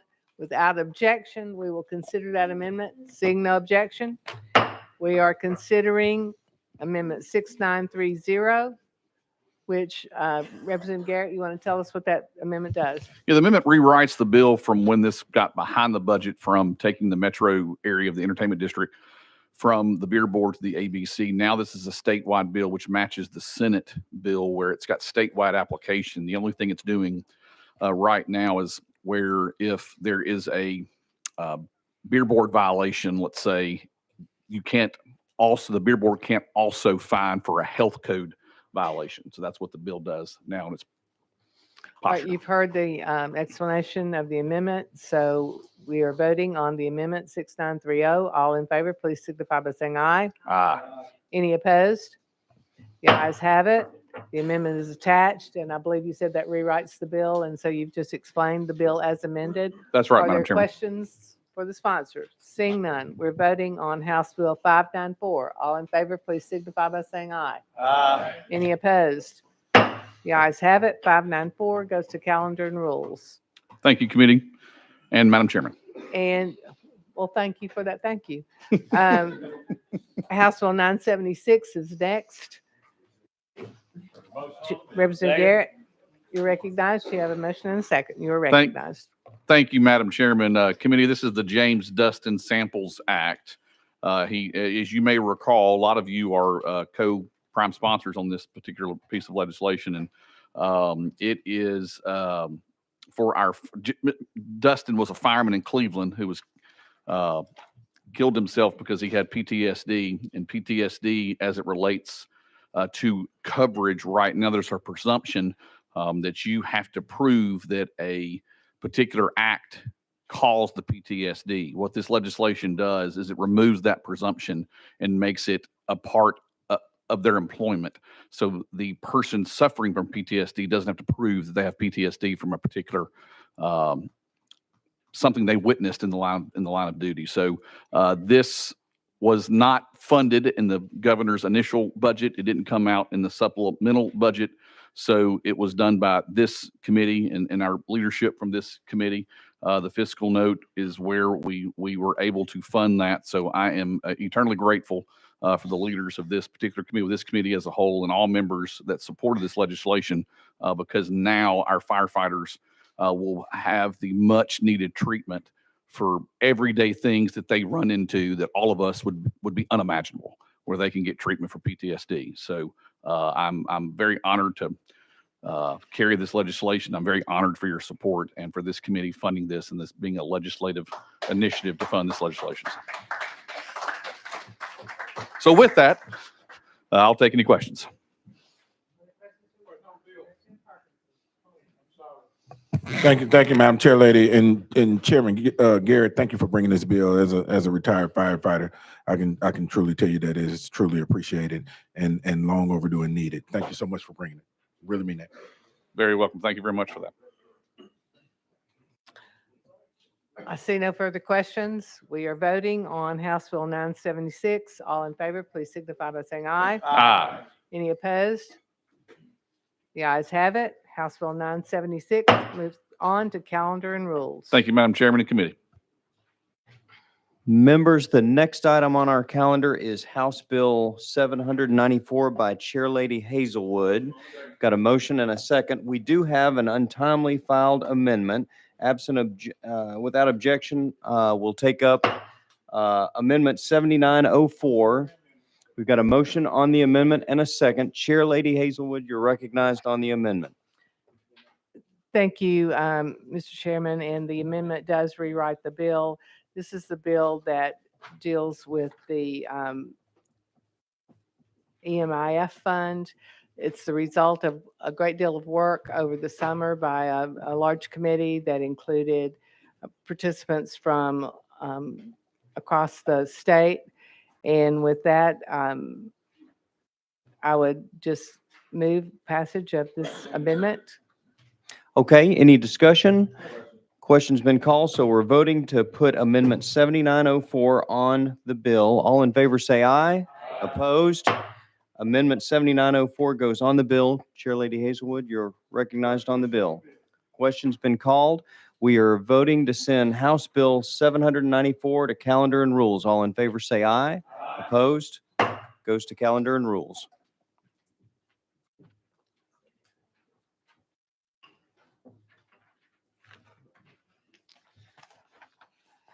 That brings us to item 1036 by Representative Shaw. We have a motion. We have a motion and a second. Representative Shaw, you're recognized. Thank you, Madam Chair. This bill was brought to me by esteemed treasurer. I thought he was in the room. I guess he left. Thank you. Question has been called. Without objection, we are voting on House Bill 1036. All in favor, please signify by saying aye. Aye. Any opposed? The ayes have it. House Bill 1036 goes to calendar and rules. Next up is House Bill 1199 by Chairman Williams. Chairman Williams, you're recognized. Thank you. Thank you, Chair Lady. Members, this bill would allow us to keep a promise to someone who enlisted, allowed them to get Strong Act dollars for their service. Question has been called. I see no objection. Calling the question. So we are voting on House Bill 1199. All in favor, please signify by saying aye. Aye. Any opposed? The ayes have it. House Bill 1199 goes to calendar and rules. Next up, we have the Hicks calendar. House Bill 155 is the beginning of that calendar. Chairman Hicks, you're recognized. We do have a motion and a second, and you are recognized, and I believe there is an amendment that was attached to this bill. Motion. Yes. We have a motion and a second. The amendment number I'm showing is 5160. That's correct. All right, so we have a motion and a second. We're voting on the amendment. All in favor, please signify by saying aye. Aye. Any opposed? The ayes have it. The amendment is attached. Chairman Hicks, you're recognized on the bill as amended. Thank you, Chair Lady. Members, House Bill 155 would provide an $800 training supplement for licensed EMS personnel who are employed full-time for an ambulance service upon completion of 40 hours of annual training. Question has been called without objection. Without objection, we are voting on House Bill 155. All in favor, please signify by saying aye. Aye. Any opposed? The ayes have it. House Bill 155 goes to calendar and rules. Next up, Chairman Hicks with House Bill 961. Second. We have a motion and a second. You're recognized. Question has been called. Without objection, we are voting on House Bill 961. All in favor, please signify by saying aye. Aye. Any opposed? The ayes have it. House Bill 961 goes on to calendar and rules. And at the end of the Hicks calendar is House Bill 1431. We have a motion and a second. Chairman Hicks, you're recognized.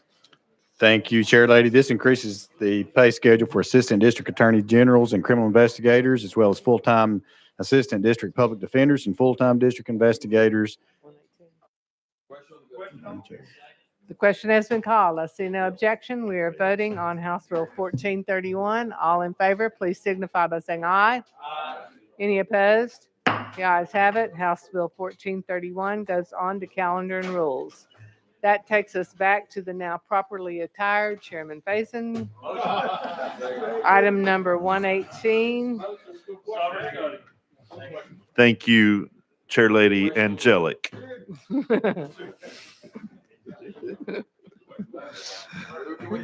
Leader Lambert, you're recognized.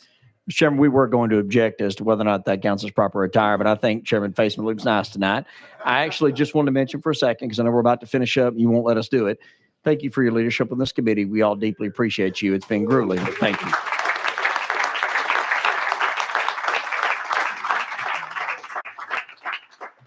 Well, I want to thank all of you for, again, I mentioned earlier today, that a lot of hours, a lot of time with budget hearings and these meetings that are extending into the night. And I do appreciate the work that's been done. I particularly appreciate those on Finance Sub and my leadership team on this committee, Vice Chairman Bond, Chairman Hicks, and Chairman Williams, put in a lot of extraordinary additional hours. And to the staff that make this happen, to Jessica Himes, to Krista Karsner, to Mira Tunick, to Dakota Gordon, and to the clerks down there who have gotten a shout out already. But you all, and how could I forget our legal team here? So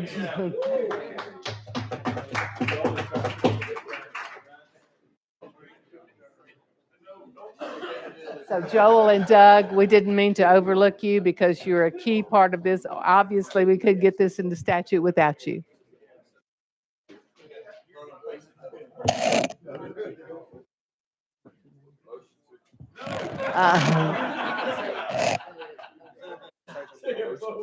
Also, our library and archives person who sits there making sure that all of this is recorded properly, we thank you. And the sergeant at arms who in the back, who makes sure that things here, although sometimes the committee is, gets out of hand, he makes sure that nothing else does. So we thank him. And I want to particularly thank my intern, Kathleen, who has had an experience. We'll let her decide what sort of adjective she wants to put in front of that. But Representative Shaw, you're recognized. Thank you, Madam Chair. I have a personal order. If I could, I would like for this committee to help me recognize this beautiful couple in the room tonight, Chairman Kumar and Mrs. Kumar, who's here with us. If you would make them welcome.